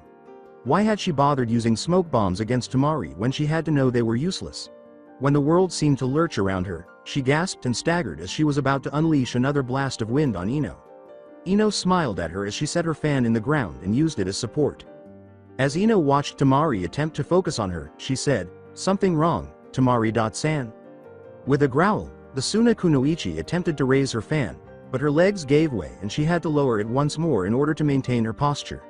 It dawned on her that the smoke bombs had contained not just smoke but possibly some kind of poison as well, which she had breathed in before being able to extinguish the smoke cloud. When her legs finally gave way and she dropped to her hands and knees, she yelled. As Ino walked up to her, she loaded her senbon launcher. So, here's the question of the day now, Tamari-san. You can either choose now to surrender, like my friend offered in your match against her. Or you can choose not to. That poison you inhaled is very mild, only meant to disorient and render you unable to effectively fight. You'll be perfectly fine in a few minutes, once it has worked its way through your system. But you don't have those few minutes. Because if you choose to keep fighting, I'm going to shoot these senbon into you, each one of them laced with a poison that is not fatal, but you're really not going to enjoy what it does to you. As Tamari glared at her and slowly grasped her fan, Ino raised her senbon launcher, signaling that she was prepared. Bitch, please make my day, Ino uttered. I really want to return the favor for what you did to my friend, she replied. With a soft growl, the Suna Kunoichi lunged towards Ino, who promptly released the senbon from her launcher. She was unprepared for Tamari's actions, though, as she had anticipated the Suna Kunoichi to tackle her rather than go for her fan. Tamari swung wildly at her, her first blow striking the side of Ino's head. She grunted as she hit the ground. With her head ringing, Ino let out a cry as stars burst into her vision. Despite this, she was able to raise her hands and grab Tamari's flailing arms. Tamari continued to struggle, but because of the poison, her movements were uncoordinated, which made it simpler for Ino to hold her off and plant her feet in Tamari's chest in order to kick her off. When the Suna Kunoichi turned to retrieve her fan, she did so in a frantic yet inebriated manner. Ino stood up fast, shaking her head to dispel the blur from Tamari's blow as she took her kusarigama from her waist. She executed a flawless cast to encircle Tamari with the chain, securing her arms at her sides and forcing her back down to the ground. Tamari growled and struggled, but she had to stop when she realized that Ino's weapon's blade was at her throat. When Genma saw that Tamari was pinned and unable to fight back without dying, she made the decision to call the match. He said, "Tamari of Suna is unable to fight. Ino Yamanaka is the winner," to applause from the assembled spectators. With a sly grin, Ino released the chain from Tamari and moved away from her. The Suna Kunoichi gave her a cold look and slowly stood up, realizing that the dizziness and nausea were beginning to fade. She glared murderously at Ino as she stood there, then took her fan and walked away. After watching her vanquished opponent go, Ino simply grinned and turned to see Sakura in the bleachers. She gave her friend a thumbs up and smiled as she turned to go get checked out in the medical area. Sakura was only able to exhale in relief that her friend had not sustained any major wounds. Sakura was relieved that Ino hadn't had to endure what she had, even though it was fantastic that she had prevailed. Whistling, Kiba watched Ino leave. "Man, is it just me or does Team 8 seem to be a major step ahead of all of us?" he inquired. "I mean, look at them." Hinata took down Neji, and Ino seemed to have things planned out against Tamari. Watching Ino walk away, Shoji remarked softly, "Yeah, she's really something," his face blushing just a little. But Anko was a little less taken aback. She whispered, she could have handled that a bit better. She could have avoided that last part if she had kept her distance. She let her anger get in the way of rational thinking. Raphael gave a nod of approval. "A cornered and wounded animal or opponent is at their most danger when pressed, or underestimated," he said gently. "But still, at least she won." Her use of substitution to get close enough to her opponent was quite good, Asuma said. She couldn't get close while Tamari was able to use her wind jutsu and could see her coming. "I'm impressed she was able to overcome that problem. I'm surprised she didn't try for a genjutsu after she had poisoned Tamari. That would have been an excellent time to do so, when her opponent was too disoriented to effectively throw it off," Kurenai said quietly. Yakumo looked at her mentor and said, "She might be saving her genjutsu for a tougher opponent." The others nodded as well, saying, "She might not to use all her skills right off the bat." Kakashi just listened to them with indifference. The Cage sighed quietly in their cage seats. "My daughter seems to have allowed her arrogance to defeat her this day. Your genin was quite good, Sarutobi-san," he stated. "Indeed, though Ino-san allowed herself to be lax and unprepared there at the end," Sarutobi replied. "I do not think I can recommend either of them for Chunin at this time, though we will see what happens in Ino's next match." A second nod of agreement. "I agree on that front. Both are skilled, but both also showed arrogance and other emotions that clouded their judgment. Not good for prospective Chunin." Sarutobi gestured to Genma and said, "Then we shall hold off judgment on Ino Yamanaka until her next match." Genma turned to the contestant balcony and nodded. "Will Naruto Uzumaki, Sasuke Uchiha, and Gaara of Suna please come down to the arena for the final match of the quarter-finals?" Taking a deep breath, Naruto looked to where Sasuke and Gaara were making their way off the balcony. Just as he was about to follow suit, Hinata reached out and grabbed his hand, making him pause and turn to face her. She gave him a tender hug after appearing anxious. "Be careful, Naruto-kun," she murmured, "don't get yourself killed." Naruto grinned and gave a slight blush in return. Quietly, he said, "Thanks, and I'll be careful, all right?" With a nod, Hinata let him go and he turned to leave the balcony, attempting to stress before what would likely be his hardest battle to date. As soon as the three competitors took the field and positioned themselves so that they faced each other in a triangle, the audience began to applaud and clap, with some even getting up. They weren't prepared for a match involving three competitors, which added to the drama and excitement as each opponent had to remain aware of the other competitor. Kakashi put his book away after seeing the sensei and focused entirely on the battle at that point. He had been waiting for this opportunity to see his plans realized. Even though Naruto's addition had turned the fight into a three-way free for all, he was still optimistic that Sasuke would possess the cunning and talent necessary to emerge victorious. As they waited for the match to begin, Anko and Raphael's nerves began to fray. They both understood how dangerous Gaara was, so it made them both nervous to see Naruto take on both him and Sasuke. However, they both believed in Naruto and would stick by him during the battle. Finally, a cloaked and hooded figure in the back of the stands became interested in what was happening below. They slid forward slightly, their alert eyes and the smirk that was starting to form on their face hidden by their Anbu mask. The moment to act was almost here. The Junin sensei of the Suna team tensed slightly in another section of the stands, knowing that they would soon be called into action. The three genin stared at each other on the arena floor, the first two with analytical looks and the third with a passive expression that belied a look of ferocious glee. Genma looked from one to the other, then up. As the audience applauded, he yelled, "Let the match begin." The red-haired Jinchuriki stood there with sand pouring out of his gourd, swirling around him and waiting for his command, as Naruto and Sasuke instantly leapt away from Gaara. Now separated, the two Konoha genin started to consider how they would handle the circumstance. For the entire month, Sasuke had been training non-stop to try and conquer Gaara's sand. He had witnessed the brief and brutal nature of Gaara's battle, and he knew how to use his sand defense and blocking skills to quickly grab and crush his opponent. Considering how fast it moved, it would be extremely difficult to overcome. In response, Kakashi worked to increase Sasuke's speed in order to help him outpace Gaara's sand.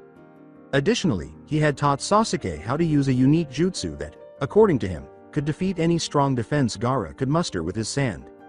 However, he had advised Sasuke to only use it in dire circumstances.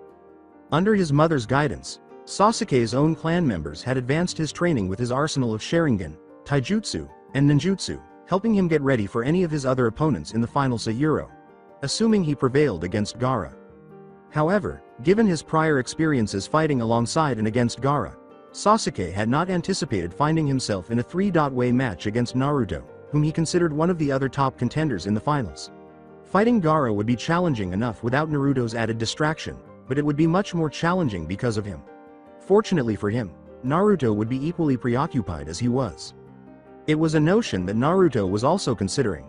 Naruto had been anticipating this fight with Dosu, which he had fairly well prepared for by disabling his opponent's main weapon and using earplugs to keep himself from becoming confused by Dosu's bracer. He had also considered his other possible opponents and was planning on how to beat them if he had to face them. At the behest of his multiple senseis, he had been honing his ninjutsu skills, adding a few wind and fire ninjutsu to his repertoire and refining his manipulation techniques for both.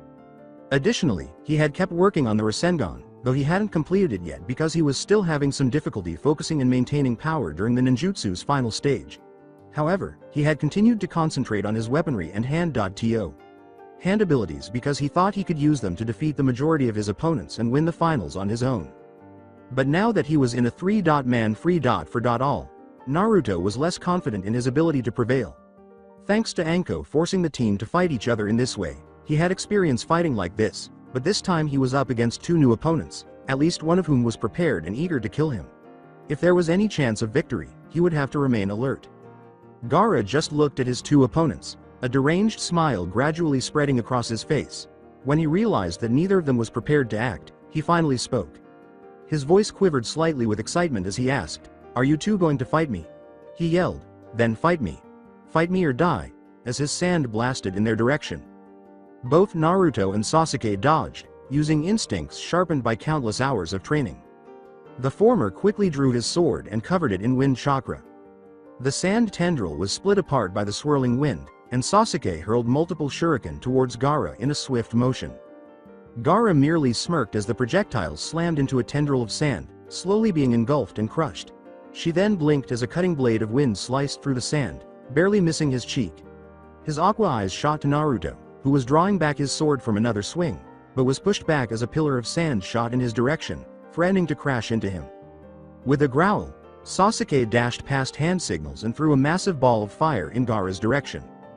The Suna Genin simply stopped it with a wall of sand that shot out of his gourd, easily shielding him from the fireball even though the sand on the wall's surface was so hot that it turned into glass and broke as the wall collapsed. But Sasuke was already in Gaara's face, his fist cocked back and prepared to throw, and his eyes widened. More sand moved to block the Uchiha, but he spun with such incredible speed that he came down and around on Gaara's blind side as he kicked up. His foot struck Gaara's chin, briefly lifting him before he fell back. Baki and Kankuro, who were both watching the fight from the crowd, could only stare in complete shock and disbelief. In all the time they had known Gaara, no one had ever managed to hit the Jinchuriki with an actual blow. His sand had always halted everything thrown at him before it could make contact. It was unimaginable to them to witness this genin move with such skill and speed and to actually hit Gaara. Guy acknowledged the Konoha Junin with a nod. He grinned and said, "I see you increased Sasuke's speed to help him overcome his opponent's defense. Impressive, my eternal rival." Kakashi just shrugged and kept his one visible eye on the fight. Gaara slowly pushed himself up on the arena floor, his shock at being hit visible on his face as his face appeared to crack, revealing a layer of sand beneath it that provided an additional layer of protection. When Sasuke saw that, his eyes narrowed and he assumed his ready position once more. He prepared to charge at Gaara, saying, "So, you've got some kind of sand armor, huh? Guess I'll need to break through that too." But two sand tendrils shooting in his direction stopped him, making him backflip away. As they were about to crash into him, Naruto materialized out of nowhere and used his wind-fused ninjutsu to slash, scattering the two of them. With the intention of blocking Naruto, Gaara raised his sand once more, but he shot forward instead, the blade slicing through nearly 3 feet of sand before it solidified enough to stop it.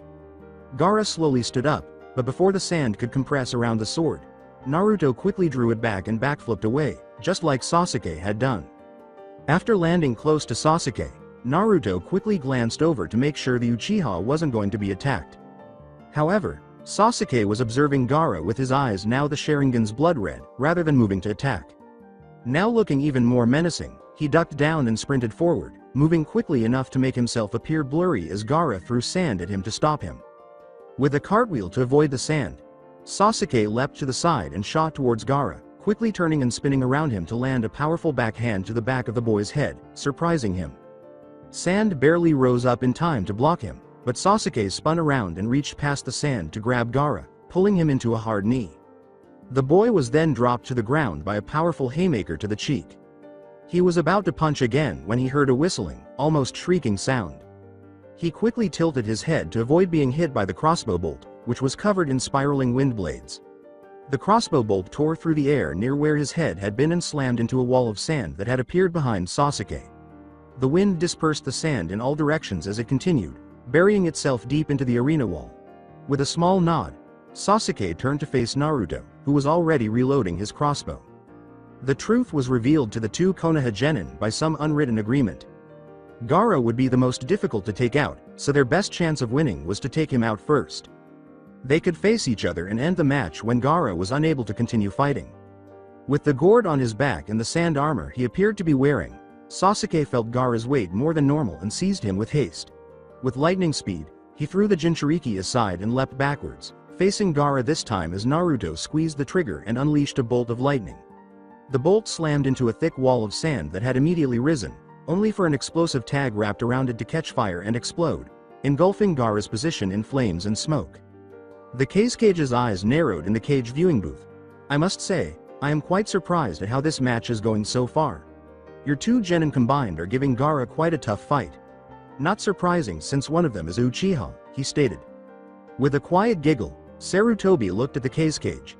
"Sasuke Uchiha is one of our star genin for his year group, becoming the Rookie of the Year. However, do not underestimate the other genin down there. Naruto Uzumaki can surprise you." He scowled a little at hearing that name. "Uzumaki Ayuro, is he related to that clan? He does not bear any of their traits," he said. "I'm afraid I can't really comment on that front. I hope you're not thinking of repeating the offense your village did against the previous Uzumaki we had in our village?" Sarutobi inquired, sounding slightly steely but joking all the same. Merely tensed up a little at the mention of Kumo's attempt to kidnap Kushina Uzumaki as a young genin, only for Minato Namikaze to save her, before turning her attention back to the match. Now with Temari joining them, Baki and Kankuro could only stare in disbelief at the smoke and flames that had engulfed the area where their younger brother and student had been. They were astounded that Gaara was receiving such harsh treatment from two genin. Furthermore, they were afraid of what might occur at this point. Gaara may unleash his Biju if he is pushed too far, and there would be a massacre here in the stadium. As the smoke gradually cleared, they noticed something in the center and their attention was drawn to it. Naruto and Sasuke observed the explosion, caused charred ground as the smoke cleared. However, Gaara was nowhere to be seen. Rather, there was a dome made of what looked to be twisted glass that started to break and fall apart from the object it had formed around. Unharmed, Gaara slowly rose to his feet, sandflakes cracking off his body as he stood surrounded by shattered glass. His expression turned into a deranged smile as he turned to face Sasuke and then Naruto. He exclaimed, "Yes, yes, yes. I have never felt so alive. Show me more," as the glass was launched skyward and mixed with sand to create several pillars and tendrils that shot in the direction of the two Konoha genin. With his Sharingan activated, Sasuke could hardly avoid the obstacles and had to constantly hop, backflip, and somersault to avoid the sand. While doing the same, Naruto was struck by one of the tendrils without the benefit of the Sharingan, which sent him flying and tore a portion of his shirt and haori from the glass inside. He also sustained superficial wounds to his chest. When he hit the ground, he rolled and tumbled before catching himself and landing on one knee. He gripped his chest and gritted his teeth. Hinata watched the fight with worry in her eyes as she watched her friend and teammate get hit while holding onto the rail tightly. Lee watched and clenched one fist beside her. Quietly, he uttered, "Gaara-san is dangerous and powerful. But I'm sure Sasuke-san and Naruto-san will prevail against him. Do not worry about him," he assured Hinata. "I understand. I believe in Naruto-kun, but I still dislike him suffering harm," she replied, observing Sasuke land close to Naruto.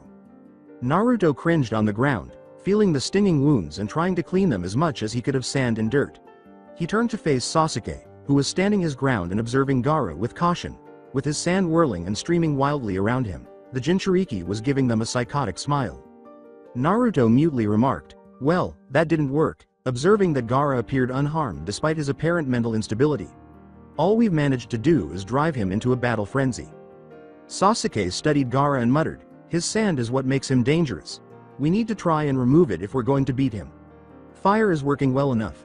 If we can force his sand into glass, and not give him a chance to grind it back down, we can reduce his sand. Do you know any fire jutsu?" "I've got something better," Naruto declared as he stood up straight. With a cross symbol, he said, "Get ready to use one of your fire jutsu on my mark. Kage Bunshin no Jutsu." 10 Naruto clones appeared all around them at once. While the others moved into an arc with Sasuke and the real Naruto in the center, 5 of them drew their ninjutsu and charged forward to engage and distract Gaara. Naruto whispered, "I want you to use a fire ninjutsu on my mark," while his clones all readied their own ninjutsus. 2 of the clones were scattered by Gaara's tendrils as they struck, but the other 3 evaded and attacked, slicing through the sand tendrils. While the 3 diverted him, the real Naruto nodded to Sasuke, who promptly let loose a ball of fire. The 6 Naruto completed their own hand signals right away. Fa, Tun, Repa, Sha, Wind Style, Gale Palm.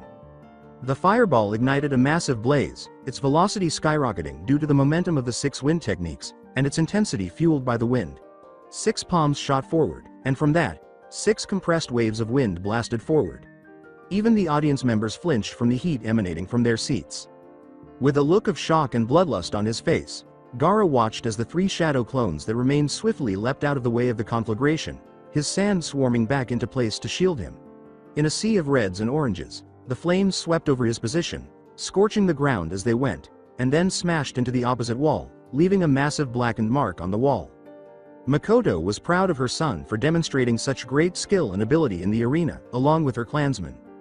Not to mention watching him team up with another genin to take on the bigger threat. With a dejected smile, she cast a quick glance in Naruto's direction. She could not help but notice the physical similarity. Not Kushina's face and eyes, but Minato's hair. Since she was aware that he was keeping his identity a secret for his own safety, she had never said anything. She had wanted to assist him, but it was not possible while her husband was still living. She also had to concentrate on keeping her clan intact after taking over as clan head. Maybe one day, she thought, she could go up to him and beg for his forgiveness. She supported Sasuke and Naruto for the time being. Once Sasuke, Naruto, and his clones completed their jutsu combination and severed the chakra, the flames vanished, revealing a massive curved wall of distorted glass in their place. As soon as Sasuke started running up the glass wall, the 8 Naruto clones charged in, attempting to engage Gaara and divert his attention. But Naruto started to circle the glass from a distance, preparing to continue striking from a distance if necessary. As the Naruto clones approached the glass wall, they were dispersed instantly by sand tendrils that pierced each of them. Gazing up from behind the glass wall, Gaara smiled even more with excitement, only to see Sasuke fall to the ground and strike him in the top of the head with an axe kick. Sasuke jumped back before it could latch onto his foot, bouncing off the glass wall and gaining some distance, but Gaara's sand barely stopped it. Panting, he came to a stop. As she watched, Guy nodded quietly. As I expected though. While you were able to get his speed up, his stamina cannot match. It took both Lee months of intensive training to raise his stamina to the point where it is, he said. With crossed arms, Kakashi gave a silent nod. You're right. But the point wasn't about giving him the endurance to fight the way you and your student do. I was focused mostly on increasing his speed for another reason. All of the Junin blinked in confusion as they listened to him, with the exception of Guy, who turned to face his rival, looking stunned. You didn't, Guy remarked, his tone worried. Kakashi did nothing but watch in silence as Naruto used his ninjutsu to engage Gaara once more, providing Sasuke with a brief moment of distraction. Using all of his training time at Euro, both with his sensei and Awana Euro, Naruto swiftly cut through another tendril of sand on the arena floor, dodging under another with his wind-infused blade. He slashed through one tendril, dodging another, flipping through the air to avoid one that was aimed at his feet, landing, then skipping backward to avoid another. Gaara snarled and prepared to launch a powerful wave of sand at him, but he suddenly blinked and his sand surged to block Sasuke's next attack. At close range, the Uchiha launched a kunai with an explosive tag after bouncing off the sand. It was embedded in the ground at Gaara's feet, and as it ignited, smoke and dirt shot everywhere, the red-haired Jinchuriki covering it in sand. Now, with that grin still on his face, Sasuke and Naruto landed next to each other, panting, watching the smoke clear to reveal Gaara with broken pieces of his sand armor streaming off of him. He yelled, "Yes. Yes. This is what I wanted." Before clutching his head and letting out a moan.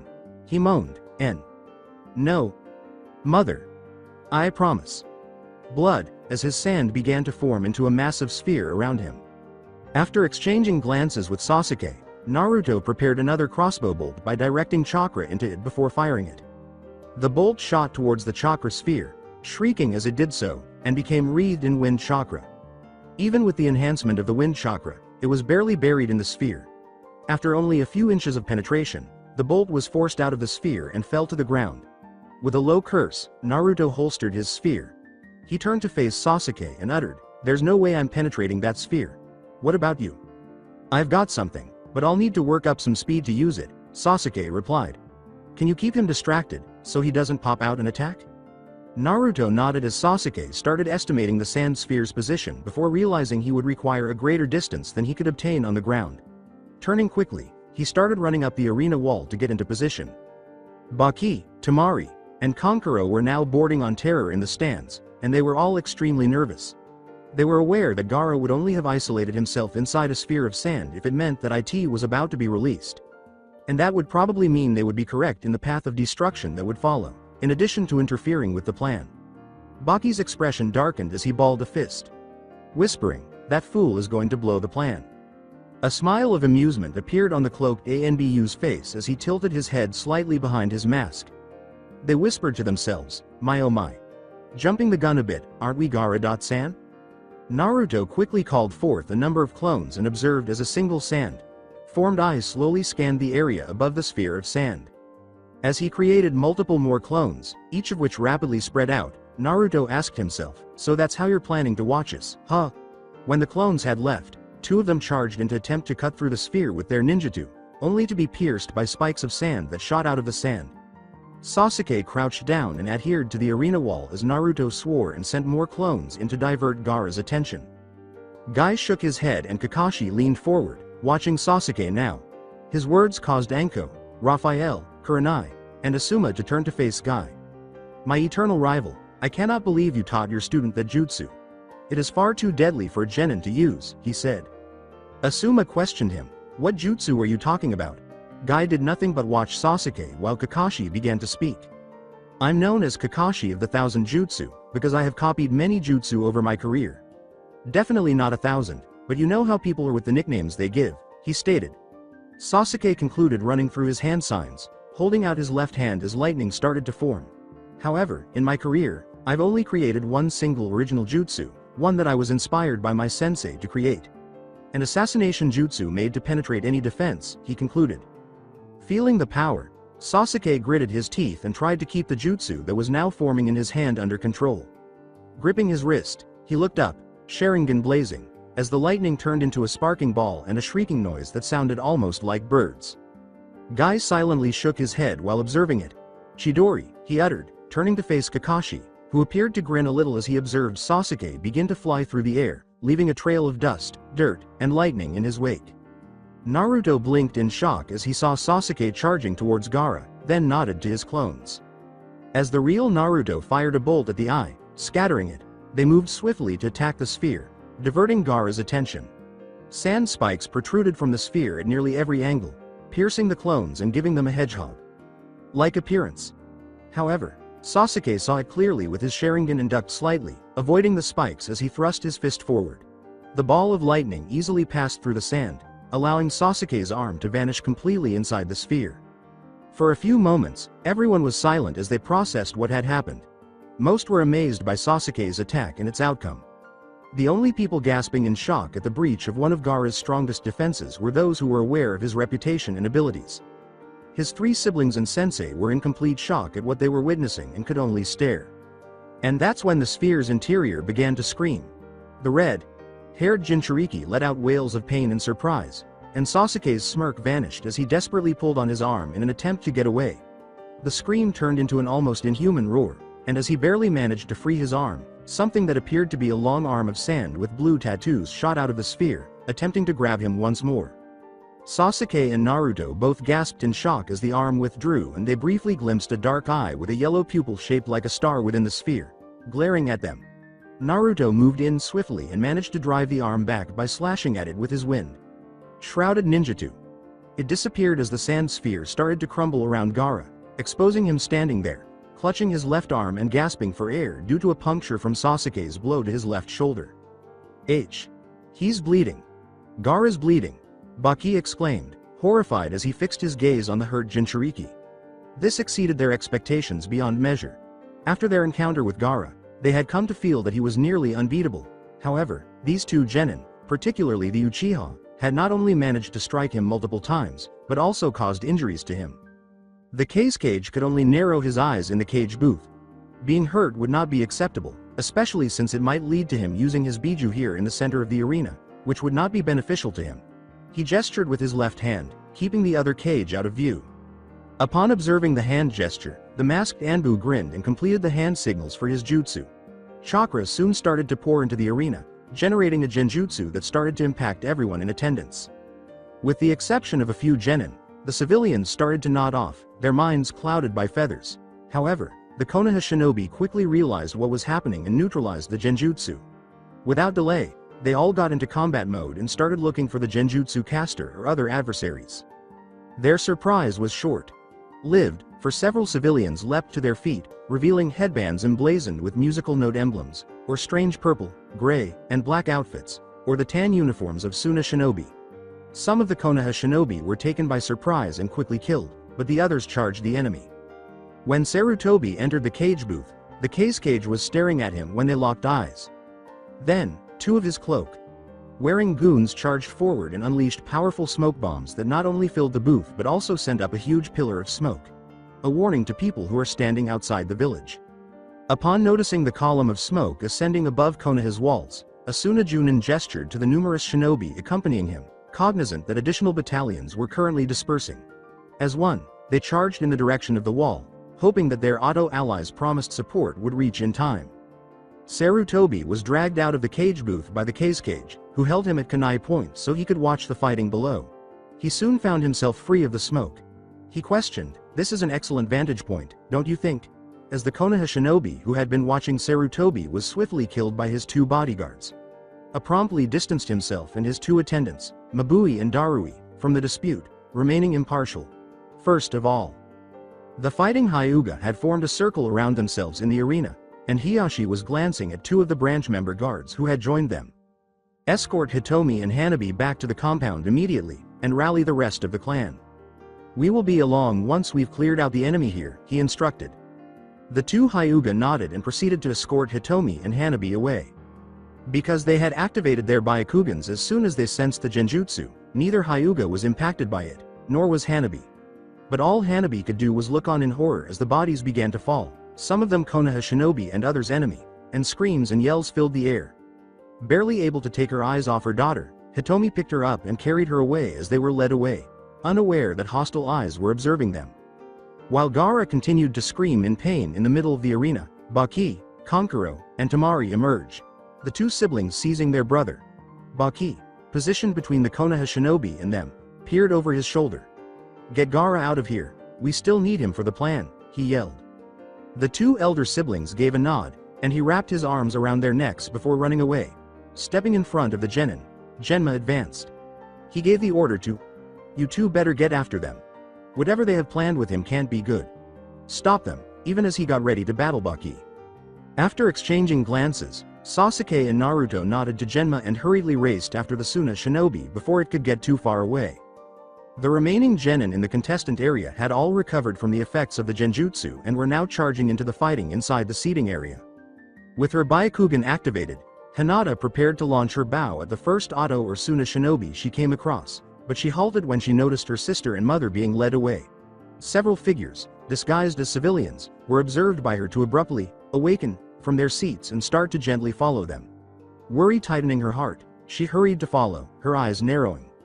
Samui had joined Kurabi and his genin after she was defeated, but they had quickly withdrew so as not to get entangled in the fighting. But Kurabi appeared nervous, clearly not relishing his role as an observer. He didn't like seeing the village's civilians put in danger, even if the Konoha shinobi were from a different village a Euro. Especially one with which his own had a tense history a Euro, because he knew that more people were probably dying outside the arena. However, it had made it very apparent what he expected a Euro. The Kumo shinobi would not fight unless attacked first. With the exception of those assigned to Operation Blind Eye, they were not here to fight. To Karui's dismay, Kurabi instead made an effort to begin herding his genin away. She yelled angrily, "We should be using this opportunity, going after that blonde bastard, or finding the traitor." But Omoi scolded her. "Please be quiet. Otherwise some Suna or Oto shinobi will come after us, and then we'll end up getting Kumo in a war against them, and maybe Konoha too," Omoi exclaimed.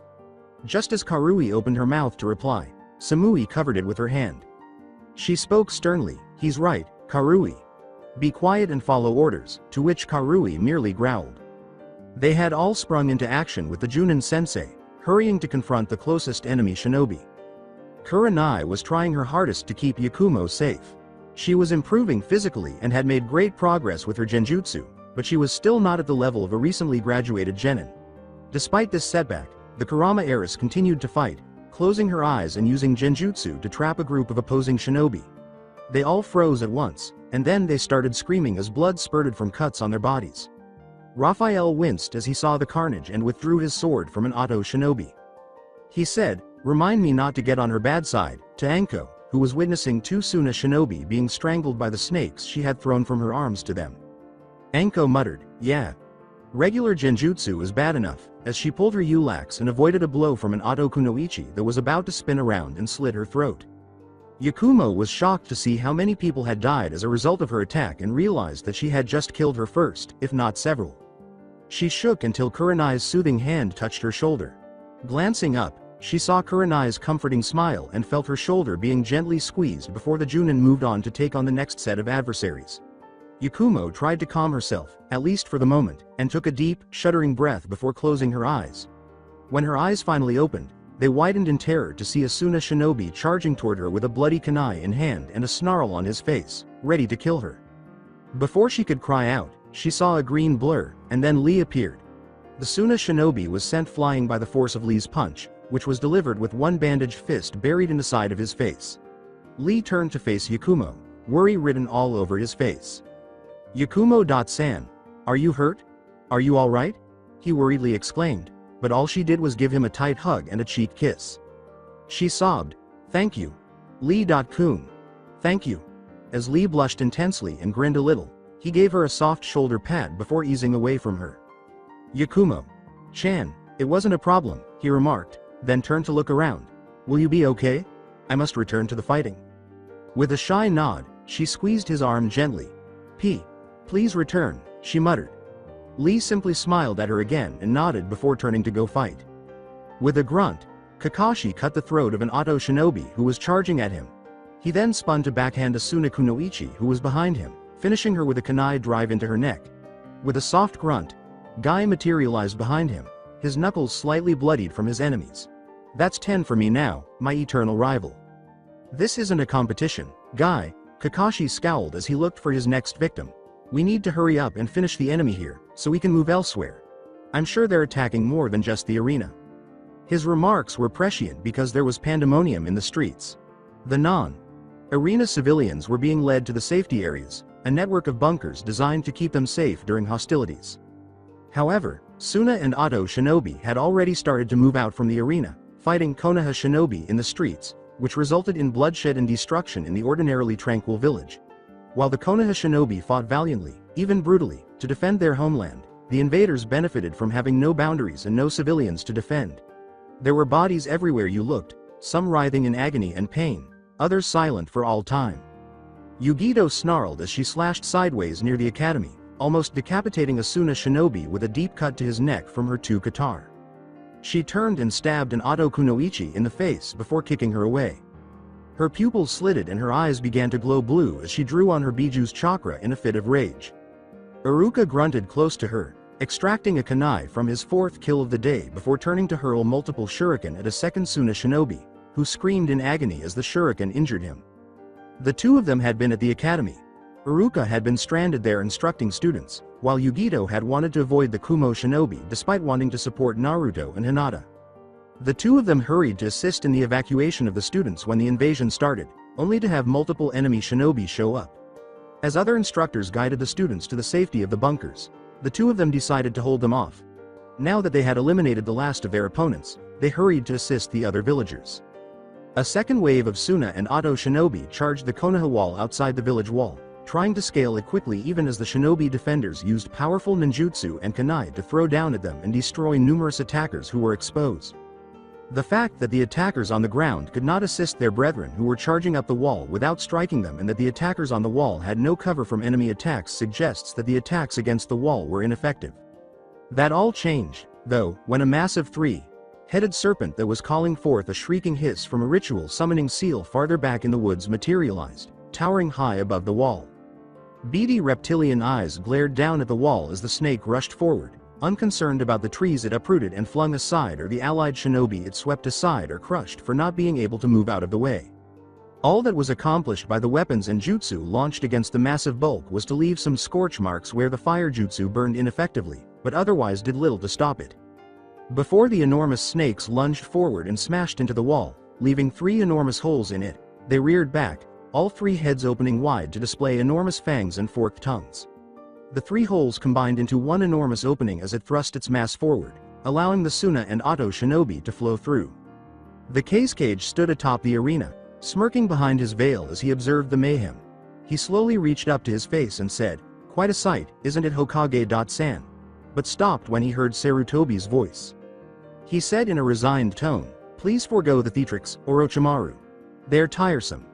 If you were the Cage, you would have trapped me in his golden sand. Which means he most likely is now dead, isn't he?" My, how perceptive of you, Sarutobi. Sensei, Orochimaru exclaimed, removing the flesh mask he was wearing to reveal his own face and tossing the Cage hat to the floor. The figure laughed in a snake-like manner. "I imagine this is not the reunion you were expecting?" Sarutobi growled at him, "Do not mock me, Orochimaru. Hundreds of innocent are dying right now," and the kunai tightened around his neck. "Hundreds of innocent people in other countries die all the time. Do they bother you, or is it that it is your own people dying today?" Orochimaru laughed. When he saw his snake begin to move into the village, he grinned. "You do not know how long I've waited to see this. After you betrayed me and gave what should have been mine to that Namikaze brat, I dreamt of this day for so long. It is glorious." At that, Sarutobi's eyes narrowed slightly. "Don't you think you're getting a little ahead of yourself? The village is not destroyed yet, and its shinobi are not dead yet." Orochimaru asked, "Do you really think there is anyone who can stop what is happening?" But then he stopped and his eyes widened when he saw a huge cloud of smoke form above the location of the 3-headed snake.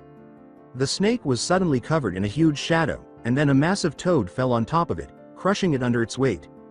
Jiraiya was perched atop its head, beaming, pointing the toad toward the gap through which a great stream of Suna and Oto shinobi was beginning to emerge. Oil, now. The toad pivoted, its cheeks swollen, and a huge stream of oil erupted, swallowing the charging shinobi and propelling them backward, leaving a trail of oil across the whole opening. Jiraiya finished his own hand signs and breathed out a stream of fire, setting the oil on fire and engulfing the entire area around the breach in flames, causing the Konoha shinobi in the vicinity to quickly retreat. The Suna and Oto shinobi that were caught in the fire were destroyed. The majority of them were only able to scream as the fire got closer before being instantly put out. Some, on the other hand, were not so fortunate. They were caught in the fire's edges and died more slowly as the fire burned them to death rather than destroying them right away.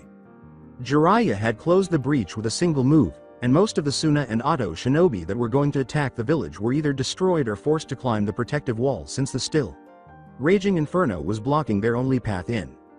Hearing Orochimaru snarl with rage, Sarutobi grinned. "I thought I taught you better, Orochimaru. Plans never survive first contact with the enemy," he replied. With a growl, Orochimaru gestured to the two Suna bodyguards, who moved aside to make way for 4 more people who had rapidly gathered into a square shape on the rooftop. Released from the arena's combat, the cloaked Anbu hurried to assist their leader, but the 4 of them conjured a massive purple barrier that encircled them and kept the Anbu apart from Sarutobi. When Sarutobi turned to face Orochimaru, he was shoved aside and the Cage's robes flew from him. "Whether the village burns or not today, I will still have the pleasure of killing you, Sarutobi. Sensei. Let us see your precious village recover from that," he said, getting ready to fight. With a sigh, Sarutobi removed his own robes to reveal his ancient shinobi battle armor beneath. He also readied himself, saying, "I was almost hoping I wouldn't need to use this today. But very well. Let us begin, my former student." In the meantime, Temari and Kankuro had hurriedly left the village in order to get Gaara to a secure location where they could stabilize him and allow him to participate in the conflict. They were both perspiring, but not from fatigue but rather from fear of the silent Jinchuriki they were carrying. They were aware that Gaara might strike out at them at any moment and murder them. Since he had never been injured before, they were genuinely unsure of how dangerous he was at this point. With a cursory glance over her shoulder, Temari noticed movement in the distance, but it was getting closer quickly. She cried, "We've got company." Kankuro muttered obscenities. He looked around for the best place to fight, saying, "We'll never get away in time. Guess we'll need to try and fight them off, till Gaara recovers."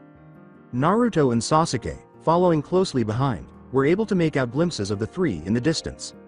Naruto glanced at his ally and gave them a nod. "Any idea what we do when we catch up to them?" he inquired. Sasuke gave a small, thoughtful grimace. "I think you should engage the puppet user, and I'll go for the sister. We'll need to try and take them down fast, before Gaara recovers. Otherwise we'll find ourselves in a very bad 3-on-2 fight." With the intention of stopping the Suna shinobi, Naruto nodded in agreement. In another scene, Hitomi was giving Hanabi a hug. The young girl was still horrified and shook by what she had witnessed at the arena. Though fighting in the streets had forced them to take a more detour, leading them to one of the wooded training grounds, they were being escorted towards the Hyuga compound. They could see a purple barrier rising above the arena through gaps in the trees, and they could still hear the fighting far away. The 2 members of the branch halted and raised their fists when their active Byakugan sensed something. He turned and remarked, "We're being followed. At least 4 pursuers, with shinobi chakra levels." The other guard sprang into a defensive stance. "Hitomi. Sama, you must leave quickly. We'll hold them off," she responded. Hitomi gave a quiet nod, realizing there wasn't much to dispute. Given that neither of them could handle fighting skilled shinobi, she and Hanabi were easy targets. The Hyuga guards held firm as she quickly started to back away, heading for the Hyuga compound.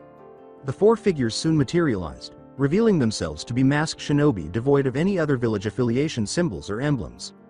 With their kunai drawn, the 4 shinobi charged at the 2 Hyuga who were still in their combat stances. Hitomi had not gone more than 30 or 40 feet when 2 other figures both masked and devoid of emblems appears. The Hyuga clan heiress shuddered in fear as she hurriedly pulled Hanabi closer.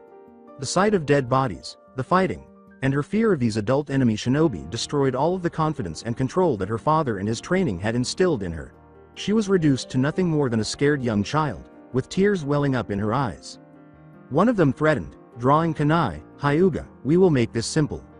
Surrender to us now and you and your daughter will not be harmed." Resist, and we will have to beat you both into submission. At the sight of them and their demands, Hitomi shuddered. Her instinct as a mother was to shield Hanabi, but she was unable to do so. They would both be defeated because fighting would be pointless. And if they capitulated, the village to which they belonged would probably use them as breeding stock. She felt scared and hopeless that she would fail her second daughter as well, and tears began to well up in her eyes. As one of the shinobi moved forward, an arrow shot through his flak vest and into his back, causing him to cry out in pain.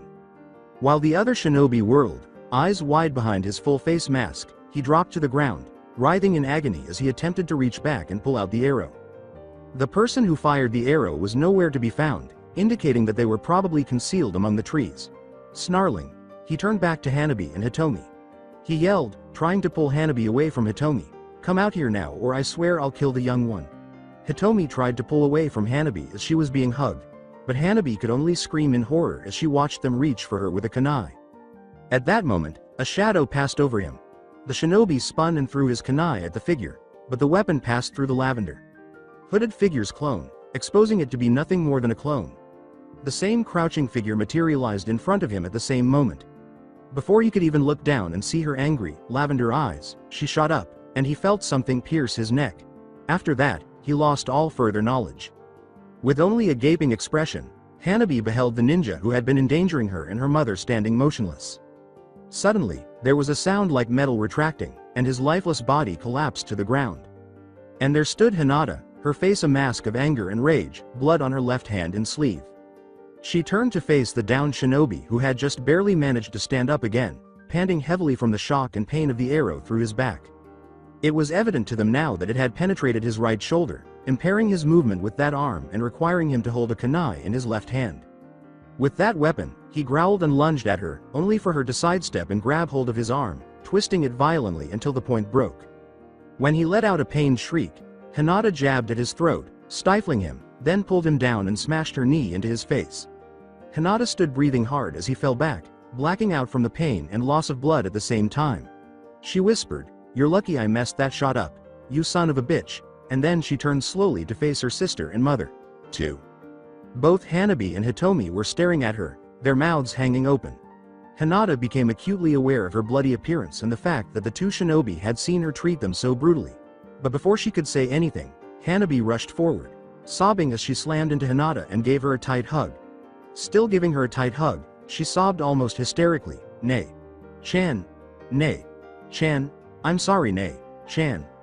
With relief and happiness filling her heart, Hinata embraced her younger sister, causing her eyes to widen and eventually well up with tears. She whispered, "Imoudo. It's so good to see you." Hanabi lost all self-control and just started crying as she gave her big sister a hug. She was not Hanabi Hyuga, the Hyuga clan heiress and daughter of Hiyashi Hyuga. A little child, she was afraid of what she had seen and relieved to be with her older sister, who had just come to her rescue. After simply holding her, Hinata looked up to see Hitomi embracing her firstborn with yet another set of arms. "Hinata, it's wonderful to see you again, my little sunshine. I've been missing you," Hitomi uttered in a quiet, heartbreaking voice. I'm so glad to see you're safe and doing so well." With a simple smile, Hinata reached up to embrace her mother. She said softly, "I am. Thank you, Chan," but as soon as she heard the sound of battle, she recoiled, realizing they weren't safe. Reluctantly, she moved back enough to give them both a glance.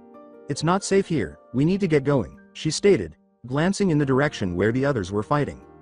With a gentle nod, Hitomi picked up the still crying Hanabi.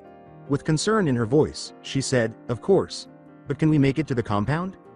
Hinata gave a headshake. She moved to the black dot-out man, tying him up and dragging him and his dead comrade into the bushes to hide them for later retrieval. "There's heavy fighting near the compound. I saw it while on the way here. They probably wanted to wipe out the clan members not attending the finals," she said. Please come this way," she said while brandishing her sword. Holding Hanabi close, Hitomi nodded as the young Hyuga girl tried to clear her eyes while she watched her sister go into exile. She knew, somehow, that she was safe now. Hinata was at her side. She'd be safe with her Chan. They followed Hinata to safety and she gave her mother a hug. At the arena, things were beginning to change gradually. The Suna and Oto shinobi, the majority of whom either had no teamwork skills or only collaborated well with shinobi from their own village, were overpowered by the Konoha shinobi despite being taken off guard because of their superior teamwork in the presence of multiple strong clans with special abilities or bloodlines. They became divided as a result, which the Konoha shinobi were able to take advantage of. Raphael moaned, having to use taijutsu because the battle was getting too close for his sword.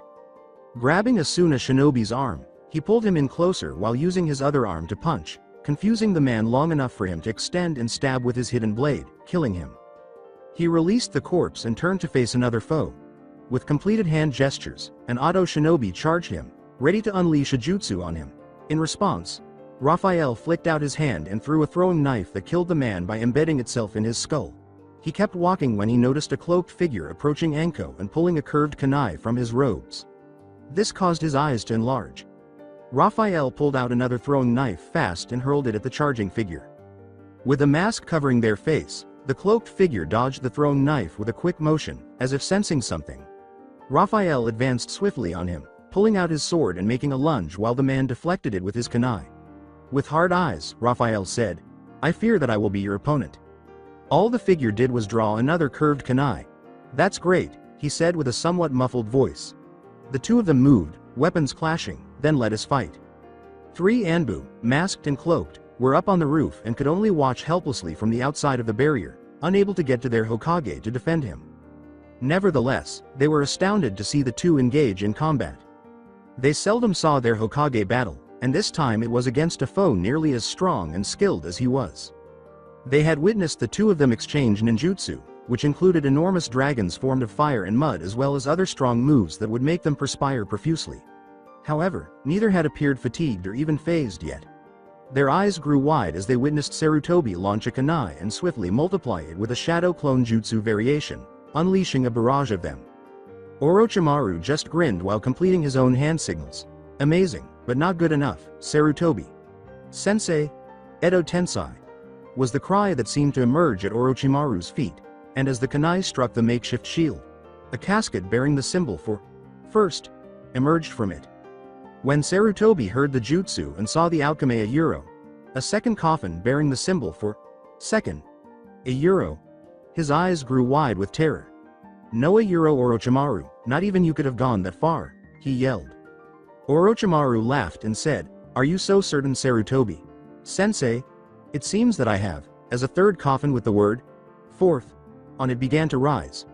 Clapping his hands together and using his chakra to try to suppress the last Kofina euro. Knowing he couldn't allow that one to be summoned a euro, Sarutobi cursed. The coffin froze, then sank once more into the portal and vanished. 3. The coffin lids dropped to the ground, and two figures slowly and stiffly emerged. Disappointing.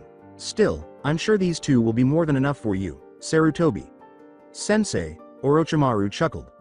When Sarutobi saw the two figures, he shook with rage and disgust.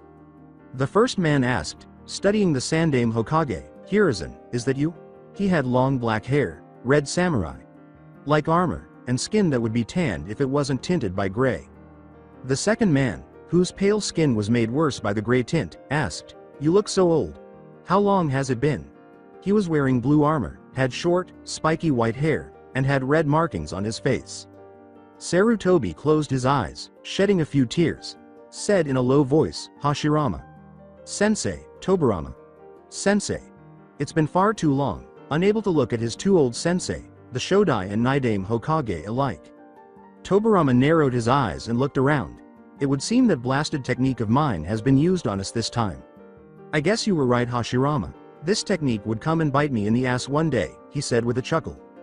He asked, "You never knew when to listen to me, did you, Tobirama?" But Orochimaru appeared from behind them and cut them off. "Although I find this to be quite entertaining, I fear that small talk is now over," he declared, presenting two kunai, each bearing a seal. Smirking as both corpses stiffened and the gray tint vanished from their faces as the kunai with talismans sank into their heads, he stabbed them into the back of the resurrected cage's heads. "Now, Sarutobi. Sensei, shall we begin?" With a severe expression on his face, Sarutobi opened his eyes and pushed back his tears. "I swear, Orochimaru, you will fall this day," he declared. He swiftly went through hand gestures, biting his thumb and slamming his hand down in a summoning jutsu, saying, "I will not stand for this desecration." A puff of smoke billowed, and a big monkey appeared beside him, decked out in a vest made of leopard skin and a Konoha headband. Enma, the Monkey King and head of that summoning contract, eyed Orochimaru and the two resurrected Hokage and said, "So, your snake of a student finally returned," before turning to face Sarutobi. "Are you ready this time, Sarutobi? Will you kill him?" Sarutobi said, "Yes, Enma, I will," and as Enma grinned, he changed into a big black and gold staff that dropped into Sarutobi's hand. Orochimaru simply grinned and gestured to Sarutobi. "Kill him," he gave the order, and Naidame and the Shodai charged forward. Making a clearing in the forest, Temari let go of Gaara and cursed as she and Kankuro were forced to fall to the ground in a clearing. They were unable to flee much farther because their assailants were too close, especially if Gaara was to aid in the invasion. Drawing her fan, Temari said, "Get him out of here. I'll hold them off," getting ready to fight. But Kankuro shook his head and put Gaara down. He pulled out his puppet and said, "There's no way you can hold them both off. We'll just have to fight and beat them here." Temari gave him a quick glance and then quietly nodded as they stood, prepared to take on the two Konoha genin. Seeing them coming, Temari narrowed her eyes and hurled a gust of wind at them, hoping to break them apart so Kankuro and her could deal with them on their terms. However, the Uchiha fired back a fire jutsu that quickly overpowered her wind jutsu and strengthened his own as it shot in their direction.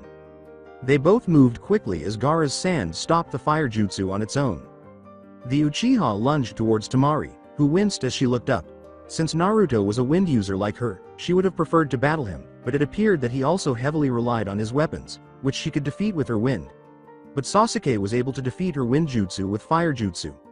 Nevertheless, she was left with no choice as she prepared for the battle, her brother following suit as Naruto made a beeline for him. Naruto moved swiftly, drawing his ninjutsu and slicing down on Kankuro. Kankuro used his puppet to deflect the blow and jab Naruto with a poisoned blade that he was holding in one arm.